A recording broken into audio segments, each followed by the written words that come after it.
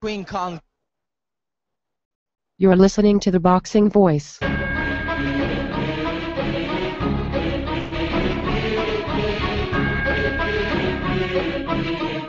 It's showtime! Welcome back, boxing fans. Blood is good. Entire face, a mask of blood. Blood is emotion. Too much blood coming out of the eye. Blood is a story, a drama. Deep gas, blood pouring. Blood is what we want to see in terms of passion. Blood streaming now from the cut in the eye, the nose, the mouth, the cheeks swollen, and he's still going. What we want is a bloody good fight tonight. We have Heather, the Heat Hardy. Is this you? This is me. I think I need to talk to you every night because you make me smile and blush. Oh, yeah. Never been a lame hoe. Never been a lame hoe. Yeah, I love you, trick. I'm okay. You serious? You serious? And that's the good thing about UK. That's why I can't hate on them guys, man. They love fucking boxing. No fighters in England.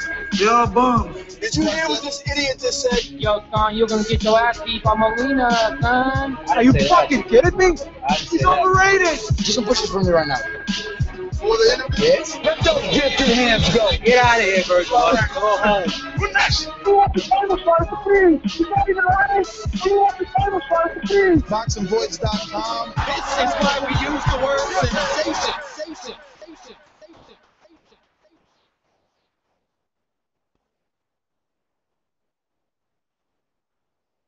All right, everybody. Welcome back to another edition of the Boxing Voice. Even when it's slow out here in the world of boxing, we're still going to continue to bring you the best and the latest headlines, news, and everything we could possibly think of to talk to. And today's no different from that, man. Last time around, Floyd Mayweather fought Marcos Maidana, and he came into the ring. He walked into the ring with a circus. And everything that's happened last week is testament to that a circus is not far-fetched from boxing at all. But before we get into all the headlines and the latest news, man, we're definitely going to give some shout-outs here. As always, I want to thank everybody that heads on over to iTunes and drops us a 5-star review. We definitely always appreciate that. Many thanks to the guy that changed his review. I will continue to mention that. Just give us a shot, guys. I know there's some of you out there that don't like the profanity, but what could you do? When you have the type of passion that we do and our callers do, you know, it's going to be a few curse words, man. Think of it as the barbershop. Or talking boxing, man, I don't know, at the bar, whatever the case may be. We're always doing exciting giveaways, and none gets bigger than this. Actually, the Algeria Pacquiao press conference is going to start, so we're going to try and get you a signed Pacquiao glove. But in the meantime, we do have the Floyd Mayweather Jr. autograph signed glove, and you can enter into the giveaway just by heading over to theboxingvoice.com. Look for the donation button on the right, sponsored by, of course, PayPal. Click on that. $1.40 gets you into this contest. Now, 40 cents goes to PayPal for their fees, and $1 goes to the Boxing Voice to continue to buy more gloves, to continue to get more autographed signed gloves for you to give away to the voice of the people. Of course, remember that you can always listen to our radio show via iTunes, Stitcher, TuneIn, you know, here on Blog Talk, even on our own website, on YouTube. It's everywhere, but you can get all that at the palm of your fingertips just by heading over to either the Android app market or the iTunes App Store for the Boxing Voice app. Remember, it's the easiest way to stay up to date with all our articles as well as our chat room. Shout out to everybody in that chat. We're going to continue to do our chat room roll calls. And the good thing, guys, about the chat on our site is when you're listening on the computer and the show goes dead for you because you didn't call in, those guys are still chatting it up over there, man. On you know, when we're on drive-by mode, you know, if you called in on the phone, you can continue to listen, but that chat closes down, but not on the boxingvoice.com/chat. Well, I guess you know, we got to give a quick shout out, of course, to onit.com, one of our sponsors, and we're always thankful to them. They have many exciting products over there. I told you they just introduced a new Colombian coffee line. They have all types of supplements for guys that are into working out, pull-up bars, chin-up bars, kettlebells, everything you want over at onit.com. Just head on over to theboxingvoice.com /affiliate sponsors. You could get that. Fast break bell bonds, of course, is one of our biggest sponsors, been with us from the very beginning and definitely believed in us. So it's your freedom call, ladies and gentlemen. So definitely call 973-497-7000. If you're ever in a jam, that's the only call you're going to need to make. Of course, the number to call in, 646-478-3068. Let's talk some boxing. And everybody listening on YouTube, please like, comment, and subscribe this, man. Let's try and get as many live listeners as possible. Let's let the world know that we're here. We're a force to be reckoned with. We need to talk some boxing. And what we have to say is just as important as anyone else. So, of course, that could only be done by you liking the video, commenting, subscribing, and definitely sharing it all over all social media possible. So much took place this weekend, couple of fights here and there. Wasn't one of the biggest weekends.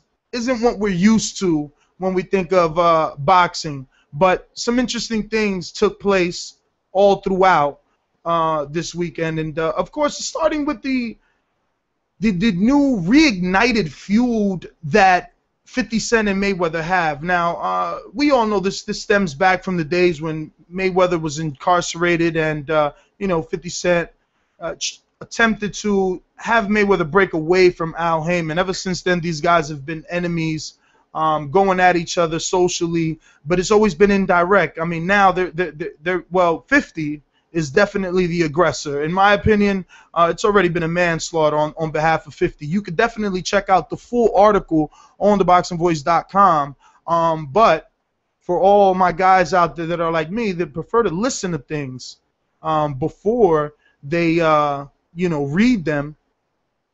And which brings me, of course, to the biggest sponsor of today, because this show being sponsored by Audible is clearly something that a lot of us can use. A guy like Floyd Mayweather Jr., as rich as he is, he can benefit from some Audible, whether that be some Rosetta Stone, some Hooked on Phonics, or just listening to people read in general. Because listen here, my friends, I'm not taking any shots at the guy, but a guy of that much money should not have this type of problem. I don't even care if it's a medical condition, if it's like dyslexia or something, or he just can't. I don't know what you could come up with, what excuse, but the point is there's no reason that a man that rich should not have this well under control. But we're going to jump right into it, and we're going to let you decide. And, of course, you can decide by definitely calling 646-478-3068 and let me know what you guys think about this, man. Well, this is how the beef started a little bit, so I'm going to just break it down,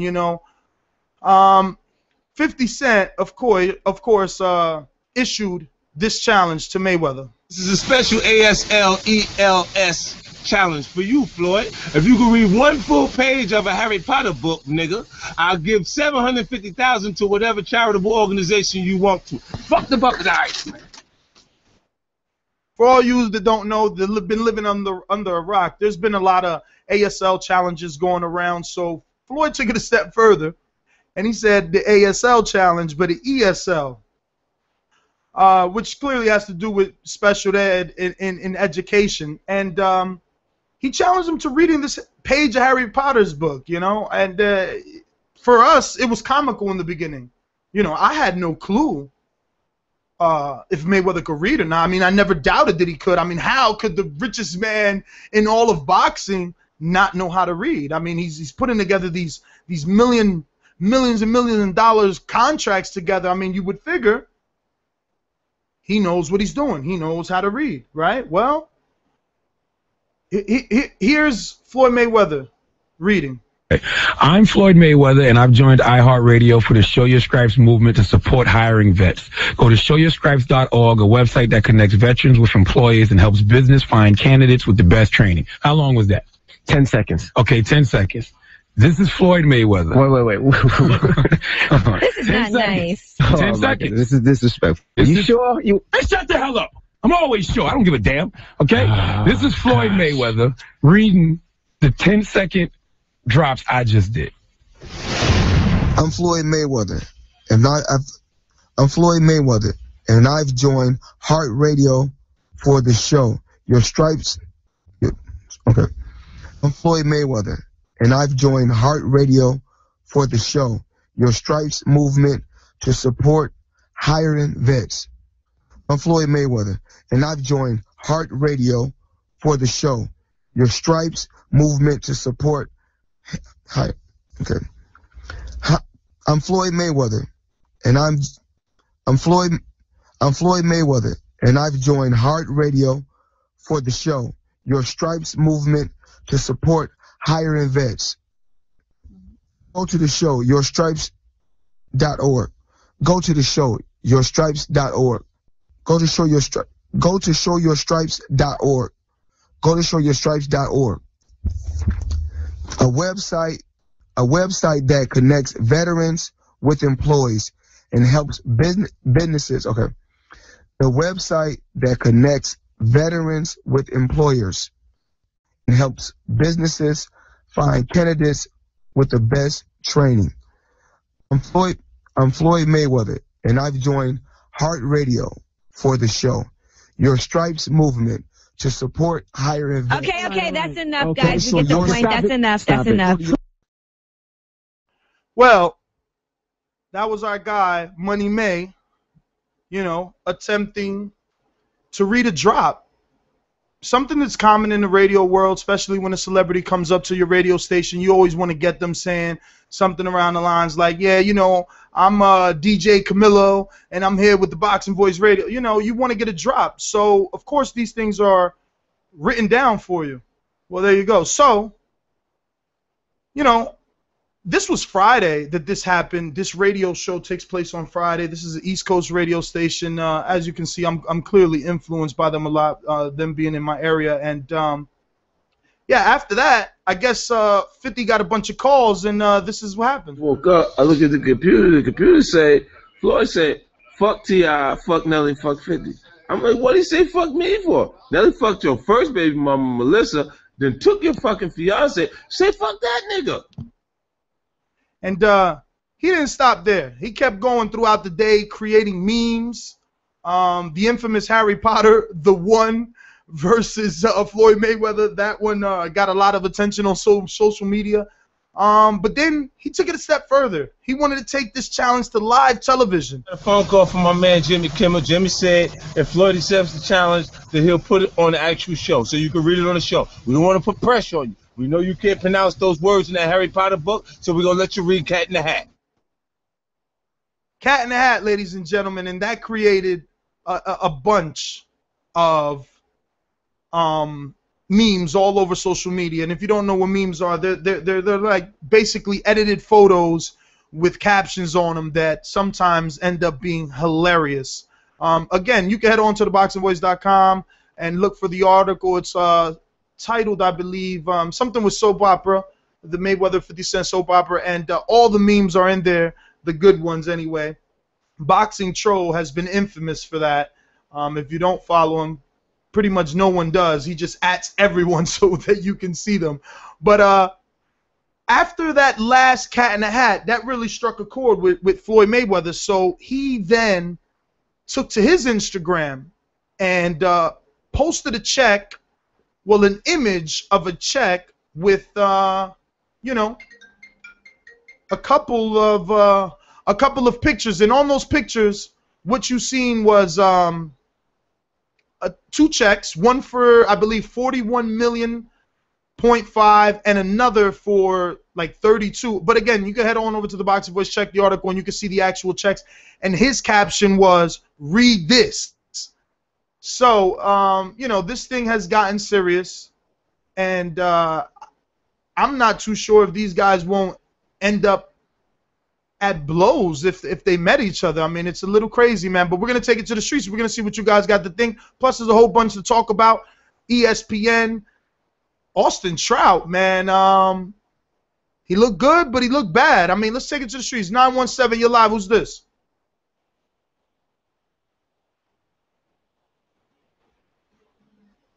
(917). All right. Let me see. 832, you're live. Hello. Hey, Antonio from Albany. 917, what's up? Hey, it's Antonio from Albany. Hey, what's going on, brother? Talk to me. Not much, man. Yo, in a few years, man, I don't even give it a few years. I give it a few weeks. Boxing is going to be the modern-day soap opera, man. shit is going crazy in boxing these days, man. We got fucking promotional companies fighting. Now we got boxers and promoters and boxers fighting each other through, social media. It's crazy, man. I mean, are we really, gonna make a show, or are you really gonna make a show about this, man? It's crazy, man. But hey, we go set aside all those rumors about, Pacquiao and Mayweather and who they want to fight. Basically Mayweather couldn't read the contract. That's the reason why the fight couldn't happen in the first place. So, that's about it, man. But man, I don't know what to say about that, man. Just you just gotta not even worry about it, man. I mean, I don't even think it's a big deal, man. I mean, we making it into a big situation, and it's crazy, man. But other than that, man, I just want to talk about Austin Trout, because I saw this fight, man, and I'm thinking, okay, this dude is gonna come back stronger, a little bit elusive, speed and shit like that. But man, I don't know what to say, man. I think his chin is suspect now, man. After those 2 losses, man, I mean, what can we say about his chin? I mean, yeah, he won, man, but I mean, what's gonna happen when he gets to those top level guys at 154, Well, I certainly didn't expect him to touch the canvas not one time, but 2 times, and it was shocking. I mean, we expect a guy with this name value to dispatch of a guy on the level of Dawson fairly easy, and even though Austin dominated, he still, to me, he's not a finisher. He didn't finish. I don't know what happened. I mean, I'm gonna call him up tomorrow, but he's not a finisher. I don't know what happened. Does he have Dominican or something? Is Austin Troy have Dominican, man? Because he's always doing the same bachata moves in the ring, man. When he falls down to the floor, man, he does the same thing. I don't know what to say about the guy, man. But hey, man, so we're gonna fight, man. But that's about it. I just want to see what you guys have, on these topics and stuff like that. But that's about it, man. I know. Quick call, man. But that's about it. Oh no, real quick, man. Sorry about that. So I guess they ordered the I think the WBC ordered Miguel Cotto to fight the winner of Golovkin and Rubio. So that fight needs to happen. So either Miguel vacates the title or fights the winner, man. And I just want you guys' opinion about that. I'm out. Bye. All right. Well, Beeb, since you're on, man, what did you think of Austin Trout's performance? Very surprised that he got hit with those 2 right hands and went down. Maybe a little bit of ring rust, we could attribute that to it, but for some reason, that's not the only guy that's able to hit him with right hands. It seems sometimes to not be able to gauge his distance very well all the time. Sometimes, he'll slide out, and he may not slide all the way out, and when he slides out, he drops his hands a little bit. So I think that's just something he's got to work on. He's got to be a little bit more attentive to his defense. All in all, he's generally a solid defensive fighter, but there are those times when he gets complacent, slides out, thinks he's out of range, thinks he can relax a little bit, and Dawson jumped right on him and took advantage of him dropping his hands. So maybe it was just a mistake at that point in time, not something that he normally does. Maybe it's just that he didn't expect Dawson to be as explosive as he was and jump at him like that. But nevertheless, he's going to have to go back and look at this and say, hey, you know what, I got to tighten up. How surprised were you of the 2 knockdowns, though? I mean, I just told you I was shocked. I couldn't believe it. Chance in this fight, and I actually took time to go and watch this. I didn't even watch it live. That's how much I expected this to be one-sided. It was one-sided if you take away that round, but that's what people are gonna zero in on. The Trout detractors, if you will, they're gonna zero in on that round, and they're gonna just hammer it home that, hey, Trout doesn't have a chin, blah blah blah. But I have to refute those remarks by saying, well, you know what? It takes someone with some great intestinal fortitude, and someone who's mentally strong, and someone who's just gifted durably, to be able to come back from that and win every round after that. So I have to give him credit for pulling it together and doing what he did for the rest of the fight. So all in all, if you take that round away, he did exactly what I expected him to do, and I'm sure what most people expected him to do. And there was times in there where you thought he was going to stop Dawson. So I give him credit for coming back after facing adversity like that, where a lot of fighters may have not been able to pull it together. And Mike Jones was one of those fighters, and I'm sure we're going to talk about that later. Absolutely. Introducing the hard-hitting ringside Robbie. Hey, good evening, guys. I watched that Austin Trout thing, and that was quite surprising, but I attribute that to ring rust and maybe taking the fighter lightly because, maybe he didn't know much about the guy. Because remember when you guys had him on the show, when he first talked about having this fight, he said back then that he didn't know a whole lot about who he was going to be fighting. He just knew the name. So it might be a case where he took the person lightly and really didn't train hard because he thought it was going to be an easy night. And I'm glad that the WBC has ordered the Golovkin-Rubio winner to be the mandatory for Cotto, because we have got to see Triple G in against somebody who is a name, so he can, so if he wins and beats that name, he will get the respect that he deserves. And Cotto's got the balls to actually accept that fight. I don't think Cotto will vacate. I think with his cojones the way they are, I think he'll accept that fight and take that challenge. Let me jump in real quick, because this is the problem I have with the whole situation. Obviously, from a fan's perspective, I love it, but the WBC is being very inconsistent with its rules, because if you hold the title and someone else holds the title, why would you mandate that fighter to fight another champion? You can't force a unification. There's nothing in their bylaws, unless I missed it, that states, hey, you have to fight a champion from another sanctioning body as your mandatory. I've never in my life seen that, so that's just something new. Like, that's like saying, why don't they mandate Floyd to fight Pacquiao then, if that's the case?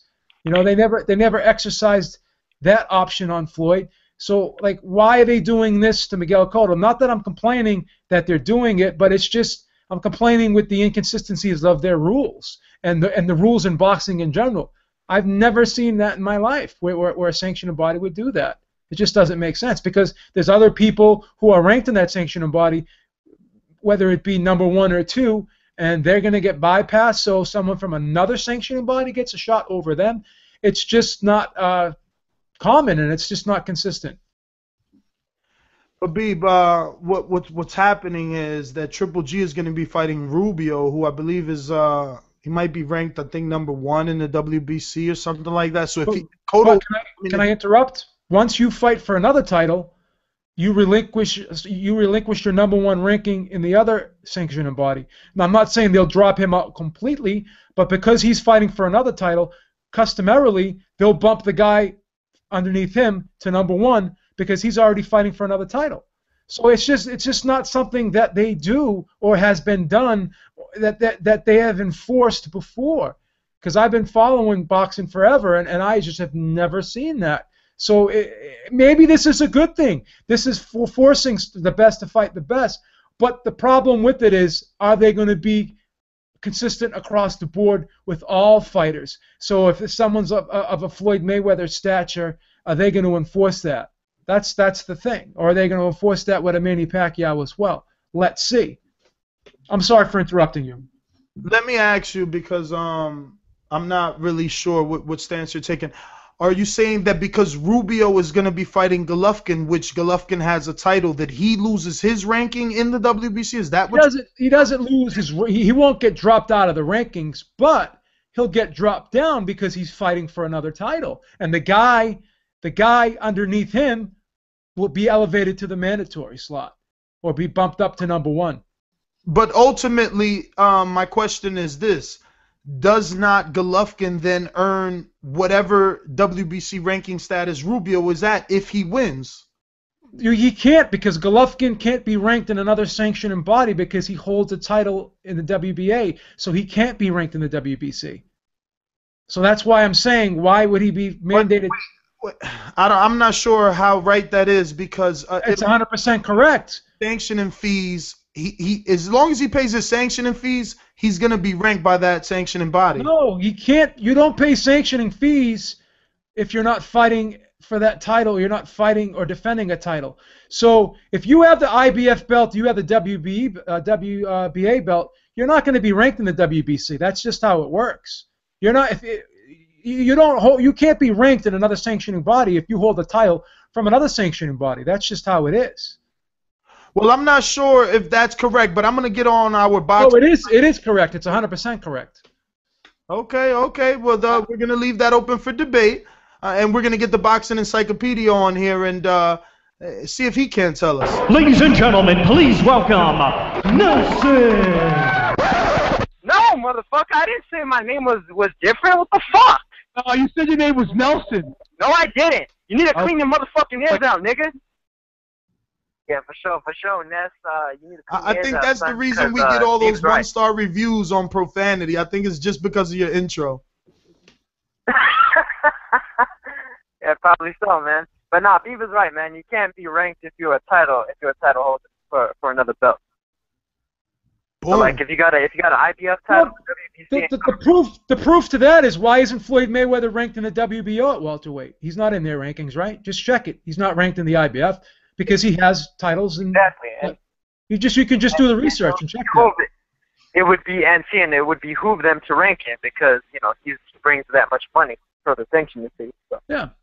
That's so this is the problem when you just pull a rule out of your hat that has never been there before, and the challenge with that is, are you going to be consistent with it? Which generally most sanctioning bodies aren't. Like the WBC, I'm not going to bash them because I respect them for a lot of things they've done, but they have a tendency to just do things on the turn of a dime at a particular moment, and they have never done it before, and they're not consistent with enforcing it in the future. So this is just a spur-of-the-moment thing they're doing out of the blue that I challenge them to do it consistently, and I don't think they will. So that's the problem. Why don't they mandate all these super fights to happen then, and then we would have no problems with getting fighters to fight each other. But no, they just decided to do it with Miguel Cotto. And again, I'm not being Miguel Cotto's lawyer here, but what I'm saying is what's right is right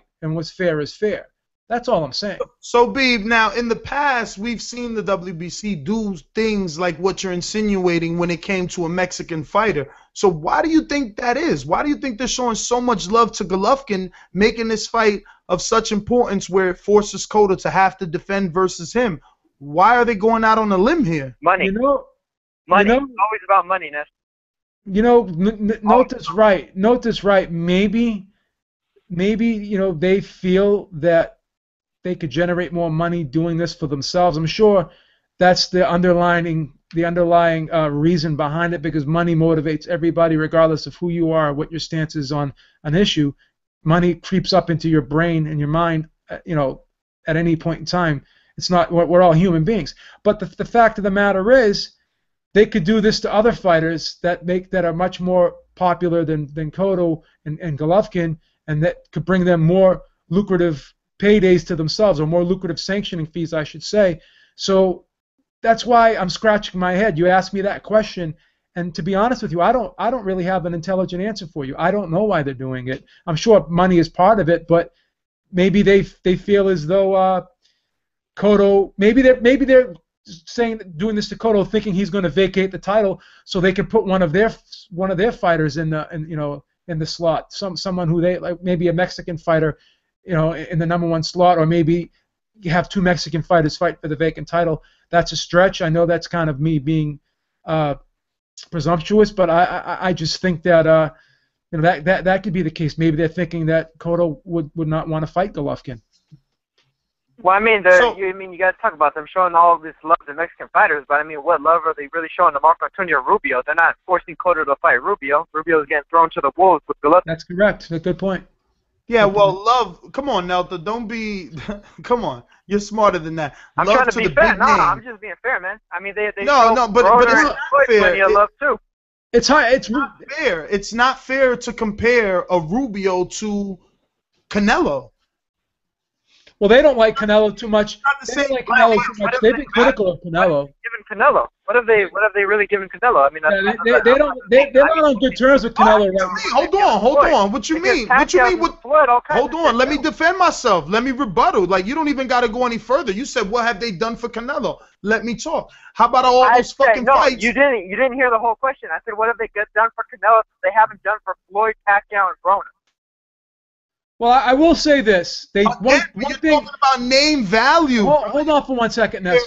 One thing they did for Canelo, though. Wait a minute, Nota. One thing they did for Canelo is they got him They allowed him to fight for a vacant title against a guy who was a welterweight. That was one thing they did for him, and they never forced him to fight anyone good for a long period of time. What happened is that there was a falling out between the two, because I believe they told Canelo to vacate his WBA title when he wanted off of Trout, and he didn't want to do that. And also, Canelo was upset with Jose Sulaiman because he said that he had no shot against Floyd Mayweather. So there was a little friction between the two. Yeah. So as of late, they're not really on good terms in terms of being cordial with one another. Canelo's not really high on the WBC, and the WBC's not really high on Canelo because of those instances that transpired. Yeah.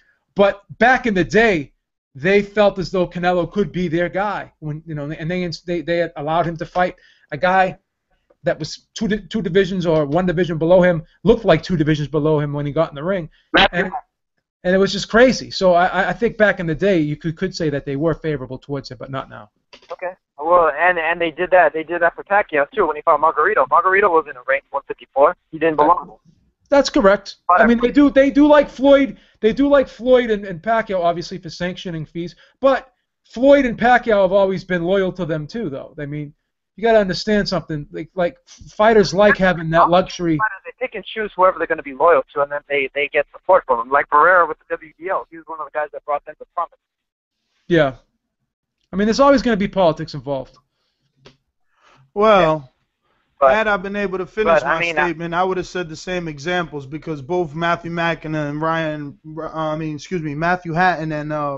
Rose were the same type of defenses, that weren't worthy, and they allowed him to do that because they wanted to keep him undefeated at that time. They passed Vanez Martirosyan over for like 2 years straight. Then they made him have like 4 eliminators, and he had that draw with Laura. They played Vanez. I'm telling you, WBC could be some real evil people. Yeah, Vanez definitely got screwed. Probably about as bad as anybody I've ever seen. But hey, Nelta, so talk to me about these topics that we've already touched on before you got on. I don't know how long you've been listening. Trout. I think he's draining himself too much to make 154. I mean, you got to remember, unofficially he was 171 back when he fought Alvarez, and that was a little while ago. So, to be honest, I wouldn't be surprised if just making the weight has him a little bit listless and not being able to necessarily take a good shot. Although it can be said that he didn't really look hurt when he was getting dropped. It just seemed like he was taking the full force of that punch. And his balance is so iffy because he's like so much on his toes, but isn't really set. He doesn't really have his feet set. He's on his toes all the damn time, even when he's throwing punches. So I think that might have had something to do with it too. But I mean, just like when he throws combinations, he leaves himself like wide open sometimes too. And it was just one of those things where Dawson was able to time him with a big right hand a couple of times. But I mean, after he recovered from those knockdowns, he pretty much dominated the rest of the way. I mean, Dawson was still alive, but he wasn't so much in the fight after, about maybe the 5th, 6th round. That was when Trout pretty much took over and was just beating them points-wise, round by round. But you were shocked of the knockdowns, right? No, definitely. I didn't expect Dawson to be able to do that. I did not expect him to be able to do that at all.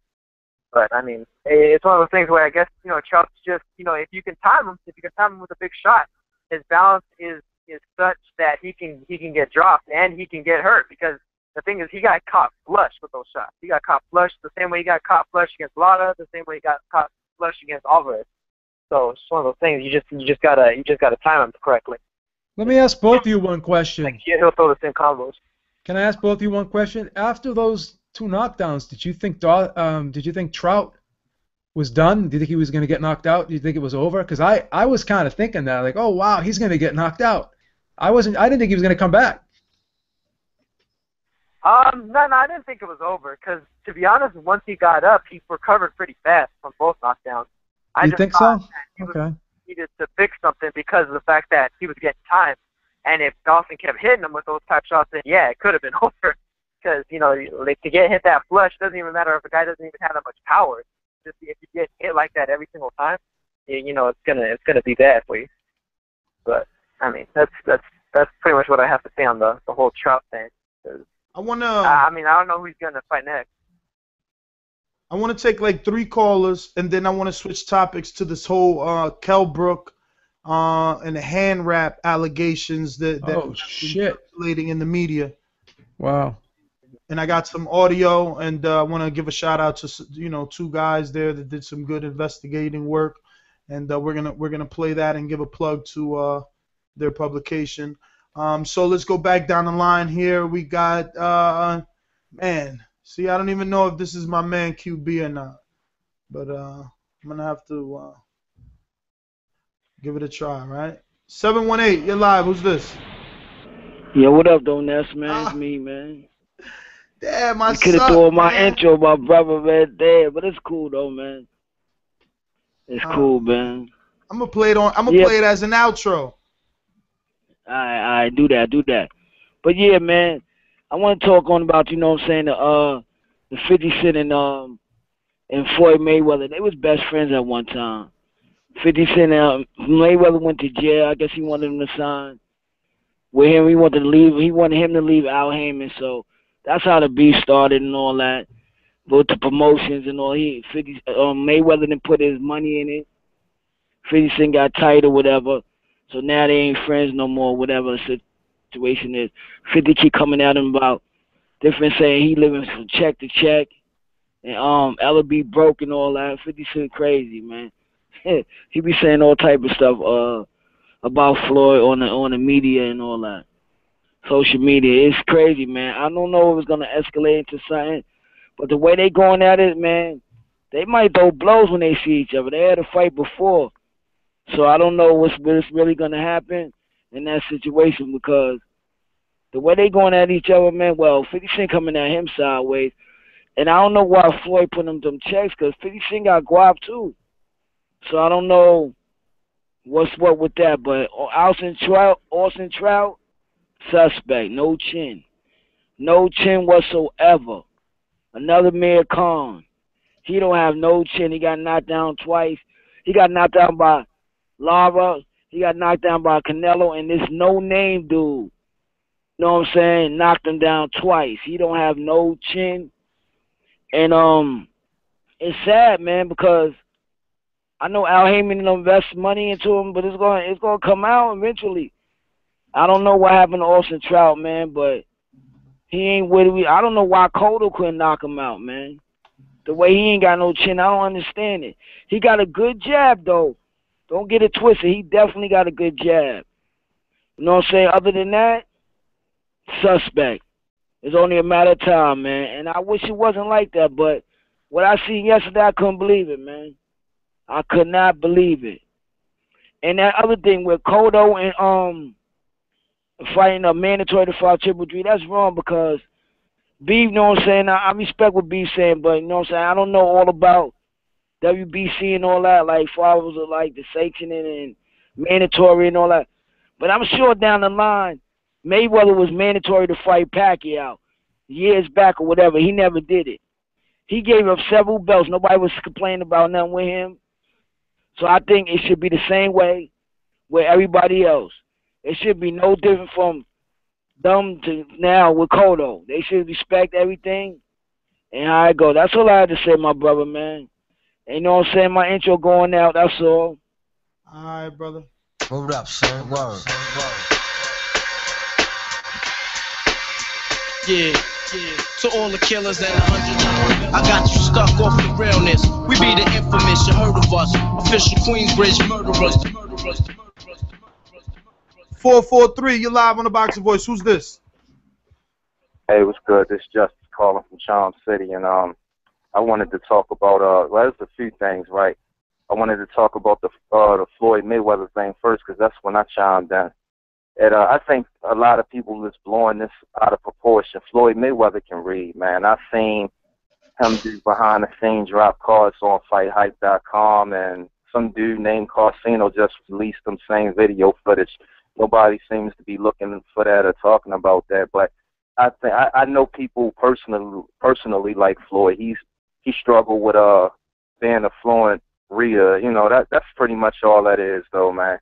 Just it's his fluency, because I mean, people forget when he did a small bid, you know, he requested the fans write to him. I don't think the guy that's spending his time in isolation for 2 or 3 months and shit, you know, going to want letters that he can't read. You get what I'm saying? And plus, he got a shelf of books, man, that he showed a few years ago in this mansion and shit. So, but he's just one of them type of guys that struggle with reading out loud. You know, I don't want to fool with people like that. And the dude that Charlemagne that tried to expose him, and I don't know if he had some ties to 50 Cent or whatever, but he's saying words like scripe, scripe, scripe. I'm like, what the fuck is scripe, scripe, scripe? But when Floyd Mayweather reads from the drop cards, he's pronouncing the words that he see. He comprehends what he see. The correct word was stripes. You understand what I'm saying? So it's like you know what it is. Point. You know what it is. Somebody in the 3 pointing back at you. So, and as far as the Austin Trout fight, it's kind of I don't know. I don't really have too much to say, because I'm not going to be too hard on him, because I do think he was a little rusty, been out of the ring for a little while. So he get a pass from me on that. So I think he done well for a guy that's not top rank or not even a champion in this weight class right now. I'm just not trying to be too hard on him. I fell in love with the dude when he called in the show, so maybe I'm just being a little biased, or I'm turning a blind eye or whatnot. But oh yeah, for now the Canelo, right? I mean the Cotto situation, him being a mandatory for the winner of Rubio and Triple G. Now, what I want to say to that is, I think they should do that. I think they should. You know, I think they did it with Floyd Mayweather and Pacquiao too. But the only reason why Floyd Mayweather and Pacquiao didn't fight is, you know, because of the politics. It's not Floyd's fault. It's not Pacquiao. Well, it's Pacquiao's fault the first time, because Floyd Mayweather did give him a 50-50 deal. He did give him the ring size. He let him. He said he was going to let him wear his gloves. Floyd also signed a contract, so a lot of people forgetting that Pacquiao was the reason that the first fight didn't happen, and I believe he's the reason for the second fight didn't happen. But as far as the mandatory go, I think it was both their fault this time around. You understand what I'm saying? So, but I think these sanctioning bodies need to start forcing a unification or something like that, because in the boxing world, the chats that I go to, listening to y'all show, we all see it. We all want these guys to fight each other. We all want some type of unification. You get what I'm saying? In these divisions, we all cry for it. You know, it's an outcry for that. So I think they need to pull some strings and start showing some muscles and making these dudes fight each other, man. Just to, you know, have some throwback eras. You know, hello? Yeah, we hear you. We hear you. Yeah, you know, just like they used to do back in the day, man. But oh yeah, I'm gonna keep listening in, you know, 'cause you ain't get on these raps yet. But that's one of my top things I wanted to talk about, you know. But I'm gonna let y'all, you know, go to another caller, because that's all you know me, I'm gonna try to keep it short and sweet. I don't have a whole lot to say, man. I just love the show. All right, brother. Ness, let me just say something real quick, real brief. I think the whole thing about Floyd Mayweather not knowing how to read, I think everybody knows he knows how to read. It's just that everyone knows also that he has a problem with stuttering. So just like the caller, I think, was trying to get to, or trying to basically come across, is that, you know, he stutters when he reads out loud, and that's probably what 50 Cent, you know, wanted to make fun of him hearing him read out loud stuttering. So he has a problem with stuttering. I mean, a lot of people have problems with stuttering. I mean, that's probably something that happened since childhood that he hasn't been able to correct, and you know, we already know that about him. So I don't think that's such a big deal that he stutters a little bit. Well, I think it goes a little bit beyond stuttering. I mean, if you Google Floyd Mayweather text, there's you know, thousands of women that've put out his text messages, and they're bad. Okay. But let's get to some other callers here.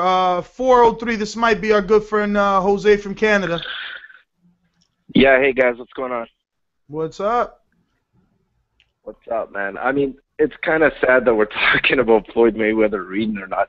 I think what Floyd is, he's gonna read our shitty ticket sales, man, to his upcoming fight, because I mean, I'm actually going to Vegas, and I'm not gonna buy tickets. I'm just gonna go and I'm gonna try to buy some cheap ones off the scalpers, man, because I'm pretty disappointed in the fight itself. I was hoping to get treated to like a Danny Garcia, Lucas Matisse undercard, you know.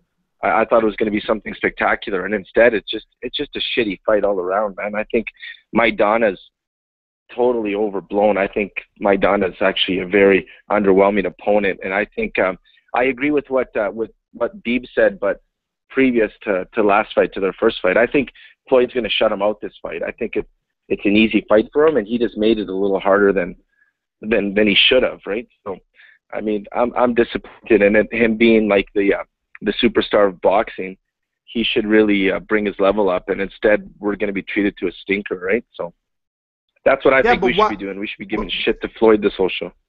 Yeah, but you're like into S&M or something. Like, why would you put yourself through that torture then? Why would you spend the money? Why would you make the travel if you feel that it's that bad?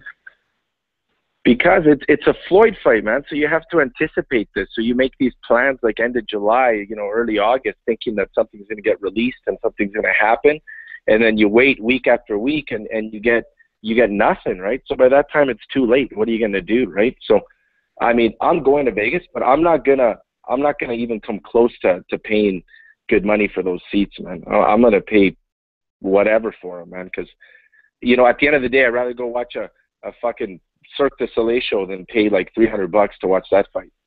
So, you know, it is what it is, man. Like, I want to see Floyd fight.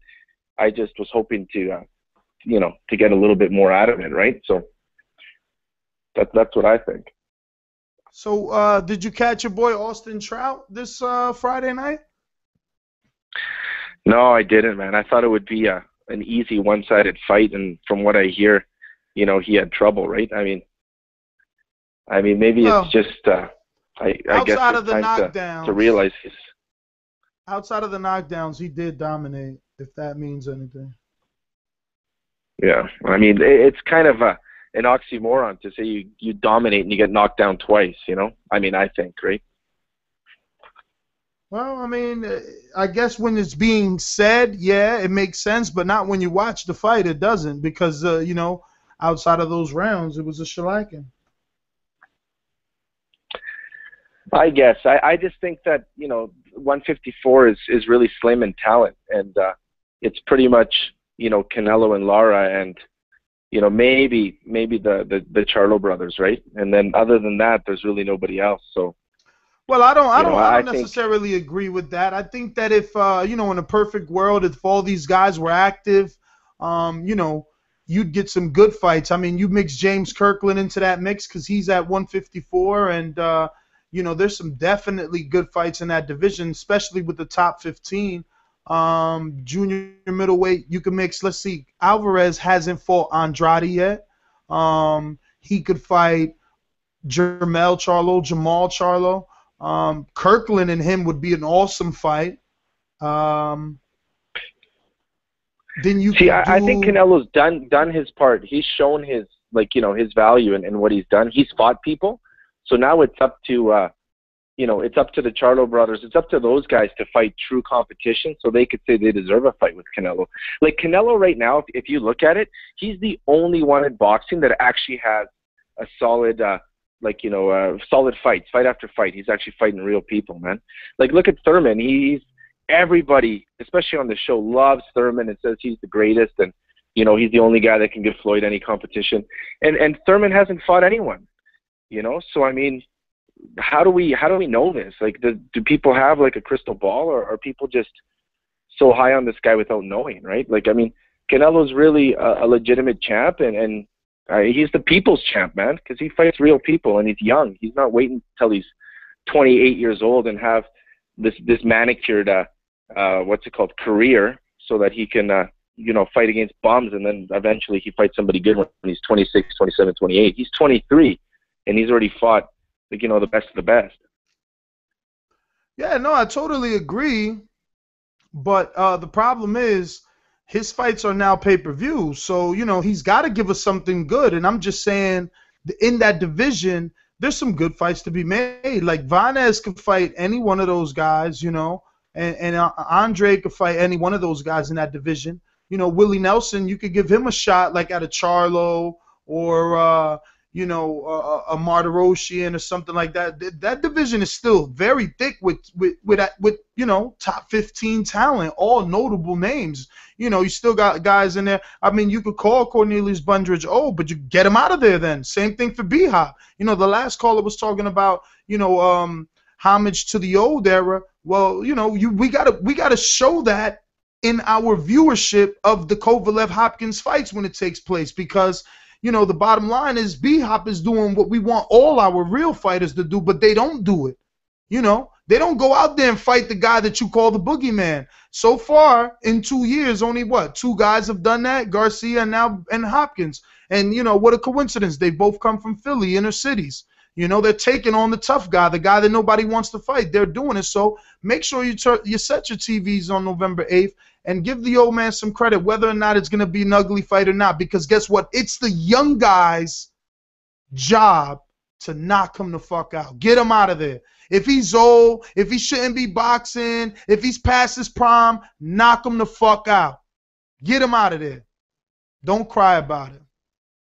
That's all I'm saying. I agree, man. That one's going to be a great match, and I'm going to do everything I can to make that fight, because I want to see it, man. It probably won't be an aesthetically pleasing fight, but I just want to see B-Hop, man. Like, I'd love to see him win, right? So I think that's an exciting matchup for boxing. It's kind of shitty that an old guy like that has to bring the excitement to it when the other big names aren't. Like, when you got Floyd, giving a shit, you got Pacquiao cherry picking, I think, an opponent as well.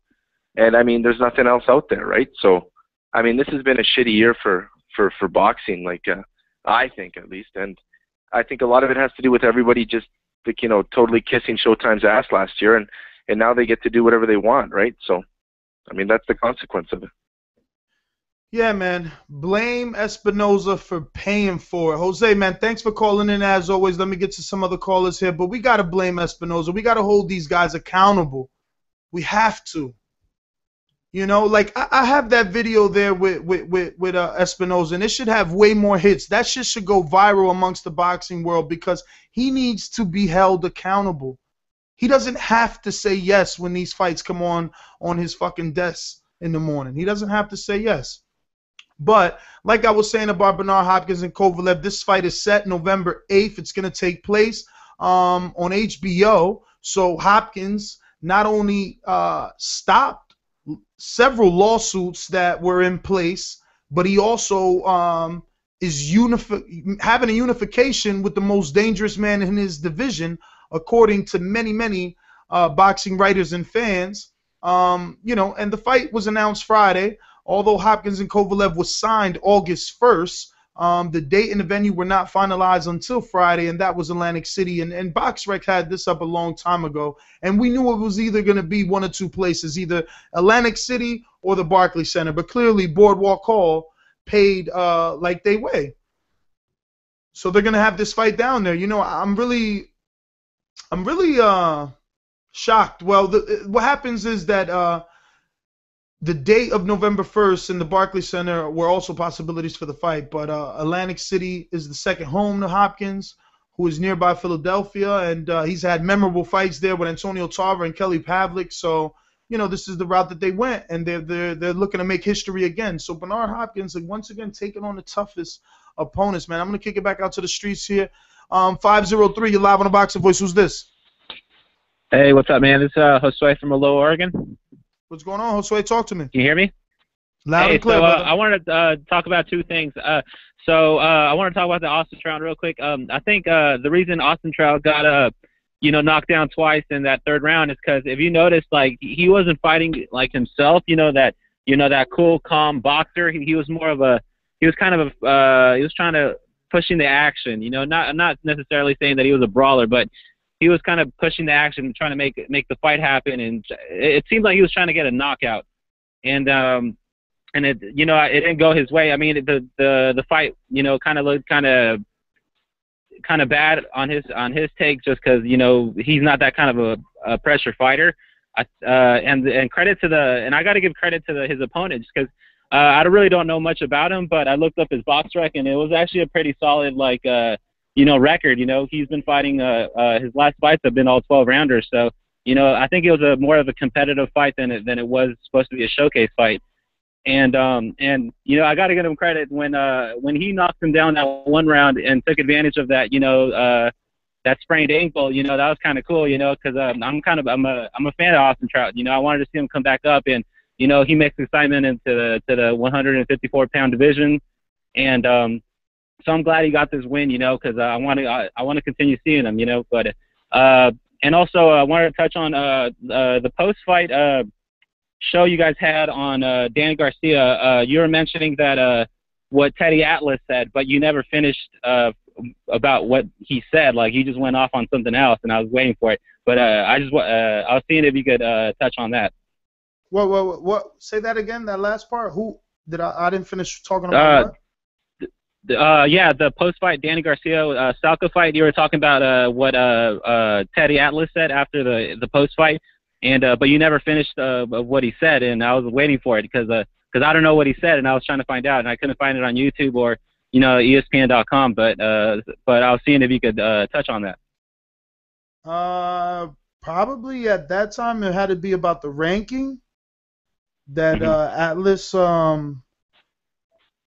know, that Atlas he was talking about that Salka had a 77 ranking, but, you know, my argument to that, which I've had with a few people that deal in rankings, specifically Rob Palmer, that I don't understand how Salka could be 77 when December 6th or 13th, I believe it was, whenever Maidana Broner was, December 14th it was, Salka had an eliminator fight. Now, how could you be ranked 77 and get in an eliminator? That's my thing. And then, okay. Right, so he lost that fight technically, but he won. We all know that he won, but he lost the fight technically. So, again, you drop in ranking, but do you drop from top 15 to 77? Like, there's just a flaw in the ranking system, clearly, because, again, you're a 77 fighter, but you just fought a guy in Alexi Cachado, you know, who is also ranked higher than 77. So it was just weird to me that Atlas would say something like that. Okay. Hey, and I also wanted to say, you know, I just want to comment on the B-Hop thing. I think B-Hop's the man. So, and I want to say that he makes Adonis Stevenson look like a little pussy for not, you know, for not taking Kovalov. And, you know, he's got the older, you know, older man, the old man taking on the, you know, young killer. So he's making Adonis Stevenson look like a little punk bitch, and he's the legitimate champion. And so that I just want to comment on that, and that's all I got to say. Thanks. All right, brother. Well, thanks for calling in. 973, you're live. Who's this? Yo, this is Just Ozzy. What up, Ness? What's up, Habib? Just Ozzy, what up? Chilling. I wanna first I wanna touch on the that WBC thing you guys were talking about earlier. I agree with Habib. He's right. If you hold the title, you're not ranked in the other one. In another sanctioning body, you won't be ranked. But the thing is, I have a little bit of problem with this because Rubio is the mandatory already. He's been the mandatory. Let me get right back to you. I know you waited 2 hours last show, but believe me, you're gonna be interested in this because with all the Kell Brook hand wrap allegation. We got Sean Porter's dad and trainer Ken Porter, you know, live right now. So, Sean, man, I mean Ken, excuse me, talk to me, brother. What's going on, man? You're showing me some videos, and I've gotten some audio, and there seems to be something fishy with these hand wraps. Is that safe to say? Well, you know what? Let me say, as much as I know right now is just information that's being sent to me. this is not something that I've been investigating. This is not something that I've checked out on my own. This is just information that people thought I might be interested in. More information is coming daily. And you got to say, you know, where there's smoke, there may be fire. At the least, it's something that should be questioned, as I've already, you know, made a couple of calls in regards to that. I did check back with my corner man who was in the locker room with the Brook camp as they were rapping. He did make them take off the tape the first time. The first time he made them take off, it was wrapped, but it was stretch wrap. It was an elastic wrap, and he made them take that off. And then after that, when they taped him up wrong, too much tape. He made them take that off. Since the information came to me after the fight, and the day after the fight, actually, first information came to me on Sunday evening, I called him back and I said, hey, did you actually see them put the gloves on? And he said, no, I did not, but I did make them initially take off the gauze and take off the tape. So at least there's some questions that need to be answered. And, you know, the Boxing Voice is always prepared, and while many are going to take this as some sort of thing that I premeditated, I did run across a group of guys. I wish my co-host was on because he actually knows the name of the publication correctly, but I believe it's like 78th Street News or something like that. They contacted two commissions asking specific questions about that fight, and I have a little audio that I wanted to share with my listeners. But you're on here too, so I mean, you know, just take a listen. When a boxer's hands are being wrapped, can tape be directly on the skin, or does the gauze have to be on top? Typically, you can't put tape on bare skin, but you would need to check the specific regulations of the commission that where the fight's being held. But in general, no, you cannot put tape directly on the skin. Now, Ken, hearing that, what exactly was your cornerman's issue with the way that they were wrapping the hand? Because like you stated, they had to be re-wrapped twice. What he told me was, and during the time that we were rapping, they were rapping, they had someone in our room at that time, and he was actually sending me text messages. And he was saying, oh, these guys are trying to use the wrong type of gauze, and I'm not going to let it happen. So I know he's got a good eye. I know he's good at what he does. I know he's been involved with it for many years. And he sends me a text message back a couple of minutes later, and he says the inspector made him take it off. So they were trying to use, initially they were trying to use an elastic type hand wrap. Then after that, he sends me a text message back, and he's laughing, and, you know, he sends a little ha-ha. These guys are trying to put way too much tape on, but I'm going to wait till they put it all on, and then I'm going to show the inspector, and I'll make it take it off. Then he sends me another message back. He said, yep, they got to take it off. So I was confident that he was handling the job the way it needed to be taken care of, and I was focusing on preparing Sean.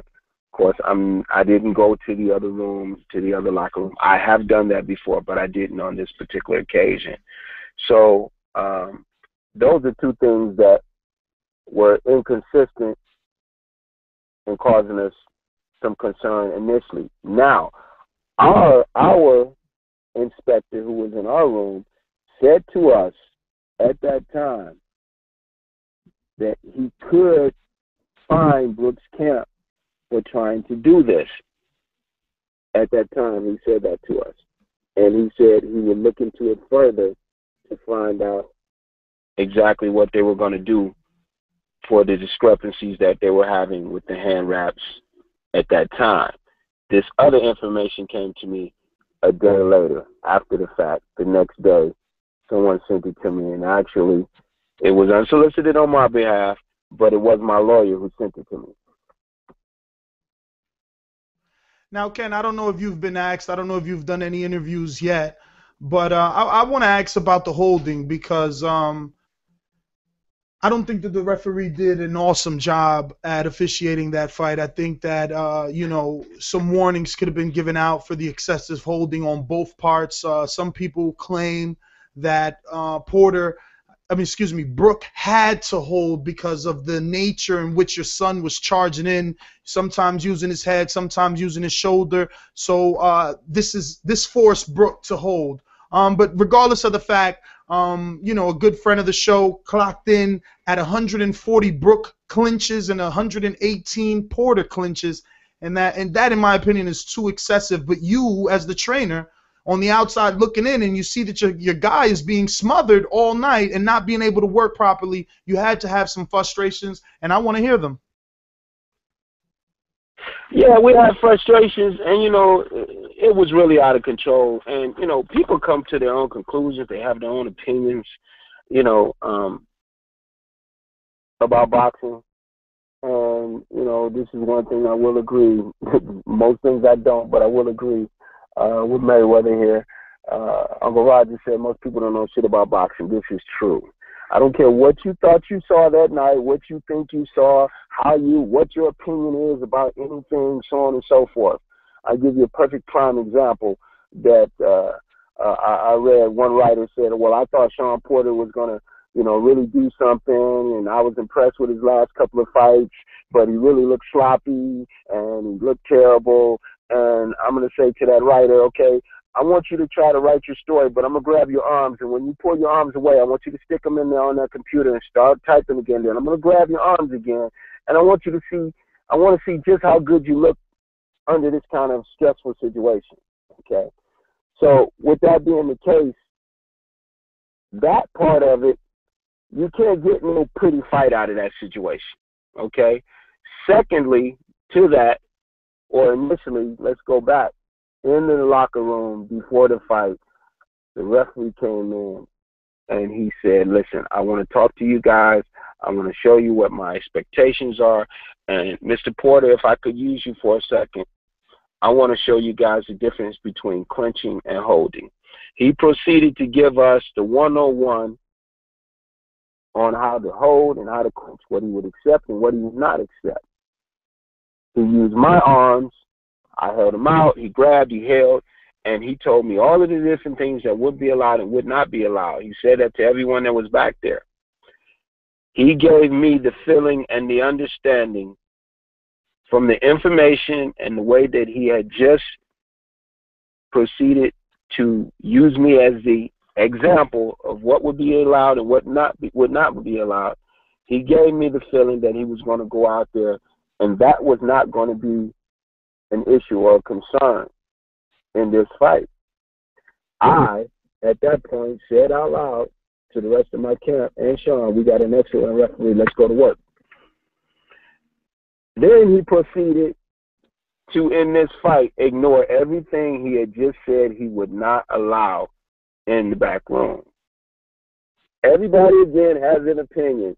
I fully understand that. It's hilarious to me that, I would say what I just said. This is truthfully what happened, but then you're going to have all your bloggers and all your people, oh, Mr. Porter said this and he said that, and so his dad said this and that. Listen, this is truthfully what happened. So my expectations would be now we won't have that problem. We got into a fight, and then it was totally a different way of handling this situation than he said he was going to handle it. My cornermen were yelling at him, hey, you got to stop the holding. I was yelling at him, you got to stop the holding. In the middle of the fight, 56 rounds, just before I changed the tactic with Sean, making my adjustment on the fight, I was told by my inspector, you better tell your guys to stop yelling at this referee. This was during the fight.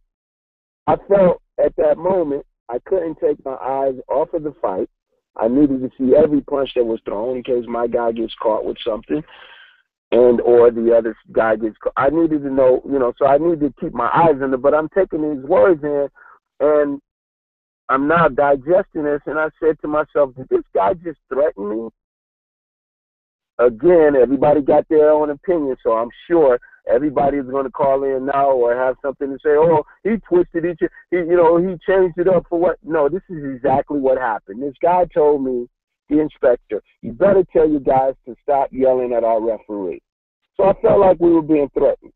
At that moment, when I was taking all that in, I said, hey, guys, hold it down. We go up to the ring in between rounds, and one of my seconds, Mike Rodriguez says, hey, Pat, you got to stop. This is talking to Pat Russell, the referee. Hey, Pat, you got to stop all this excessive holding. Then Hal Chernoff, who's from Maryland, says, hey, Pat, come on, man. We need some help with this holding. Pat says to him, hey, I don't want to take a point that might cause a problem, deciding factor in this fight. You cannot allow this to happen and then say to us, I don't want to take a point. It might decide the fight. Once you commit to it, you've got to take control of the fight or it's out of control. My kid fights a different type of style of fight. Most people are going to look at that and try to figure out what's going on, and they're obviously their first thing they're going to say is, oh, he was rushing in there. If you can't stop it by boxing us or outboxing us, you should not be allowed to wrestle and hold us or push us to the floor or constantly, excessively hold us to the point where we're trying to pull our arms away from you. If someone is clocking Brooke at 140 and clock my kid at 118, I'm going to probably dispute that and say, you know what?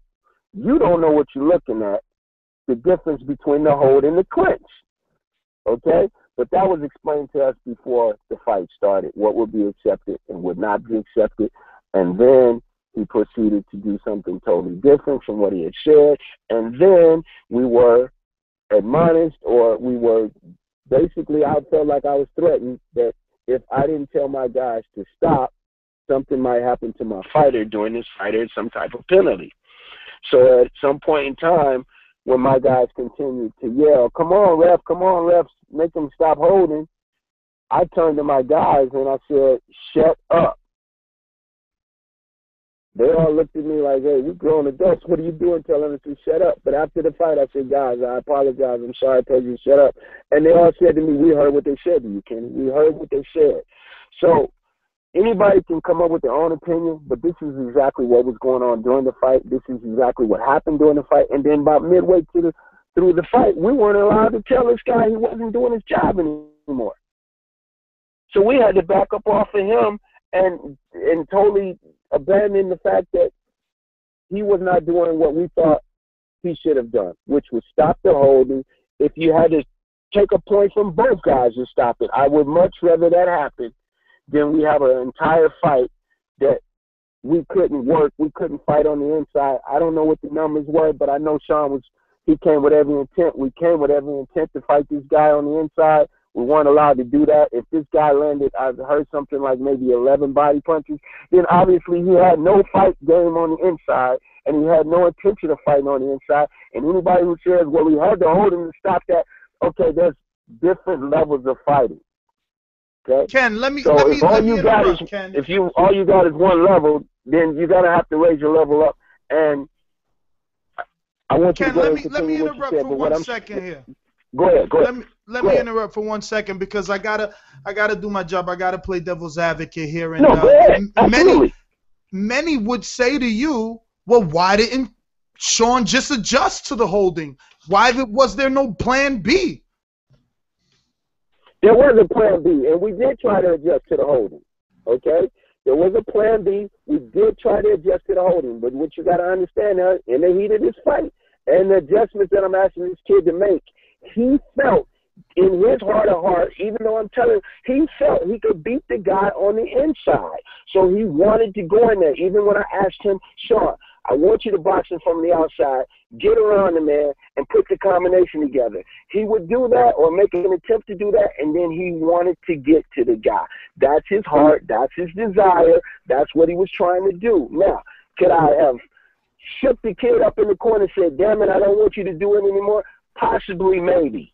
Okay? But then I also saw him being effective in there with a guy that didn't want to fight on the inside. So we can play devil's advocate or we can have 20/20 vision after the fact. And the only thing I can tell you is this. We got two things going on. One, you got an IBF champion who took the title back to England. The other two is, are you guys going to watch him hold somebody every night and you're going to tune in every time he fights because you want to watch a hold fest? Because that's what you're going to get. That's what you're going to get out of the situation. Now, the other side of it is, you know, if he's going to be able to box and do everything that you expect of him, if he can't fight on the inside, some referee, one of these referees that's going to ref the fight is going to say, hey, man, there's too much holding here. You're going to have to do something here. If you have to use your feet, your jab, your combinations, or do something, but you can't do this all night long. So he got the decision. We're not going to dispute that part of it. He got the decision. The problem that we have right now is there seems to be something going on with the hand wraps, and above and beyond that, you know, it's a good fight. He pulled it off. Hey, again, just like the opinions, in the opinion of some people, maybe they saw too much holding, and the opinion of somebody else, or he had the holding. I don't think holding is allowed in boxing. Clinching, yes. And it was explained to us what would be allowed and what wouldn't be allowed. So we expected that referee to do his job. But moving forward, hey, we'll figure out something else. We'll make our adjustments. And after the fact, we can say 20/20 vision, okay, I should have kept my kid on the outside all night long. That's probably not going to work because the perception is, at this point, the smaller guy should be getting on the inside, and he didn't. So you already have a conception, or you already have that in play in their minds that we're not being successful because we're on the outside. Ken, I need you to address the rabbit punches because whether or not Sean intended to throw them, there were several punches landed on the back of the head, and you guys are getting a lot of heat for that as well. So if you could just run it by the listeners, I guess, you know, in the manner in which the fight took place, clearly these, you know, rabbit punches weren't intentional, but they were thrown and they were landed. If you were referring to us hitting you in the back of the head when you're holding us, you're going to get hit in the back of the head. You know what I mean? But if you referring to anything else, the kid's not a dirty fighter. If he was, he would have hit the boy with an elbow to stop all the holding, or he would have hit him with a headbutt to stop all the holding, or he hit him in the neck to stop all the. There's a lot of things he could have did to stop the holding that would have been dirty. So we didn't do those things. Somebody else said to me, man, you should have did this or that. I'm not a dirty coach, so I didn't tell my kid to do anything dirty. That doesn't cross my mind. But if he was being held and he was trying to get punches off and he couldn't get any room and he got hit in the back of the head, well, guess what? That's going to happen. And I ain't going to never tell him not to try to do whatever he can to get off. But at the same time, there were probably a half a dozen things he could have done dirty that he never did. So he does not fight in a dirty way. If you want to look at it and say getting hit in the back of the head when you're holding us and clinching us or grabbing us in tight is the only place that he could hit you at, and that was dirty, then I guess we're a dirty fighter.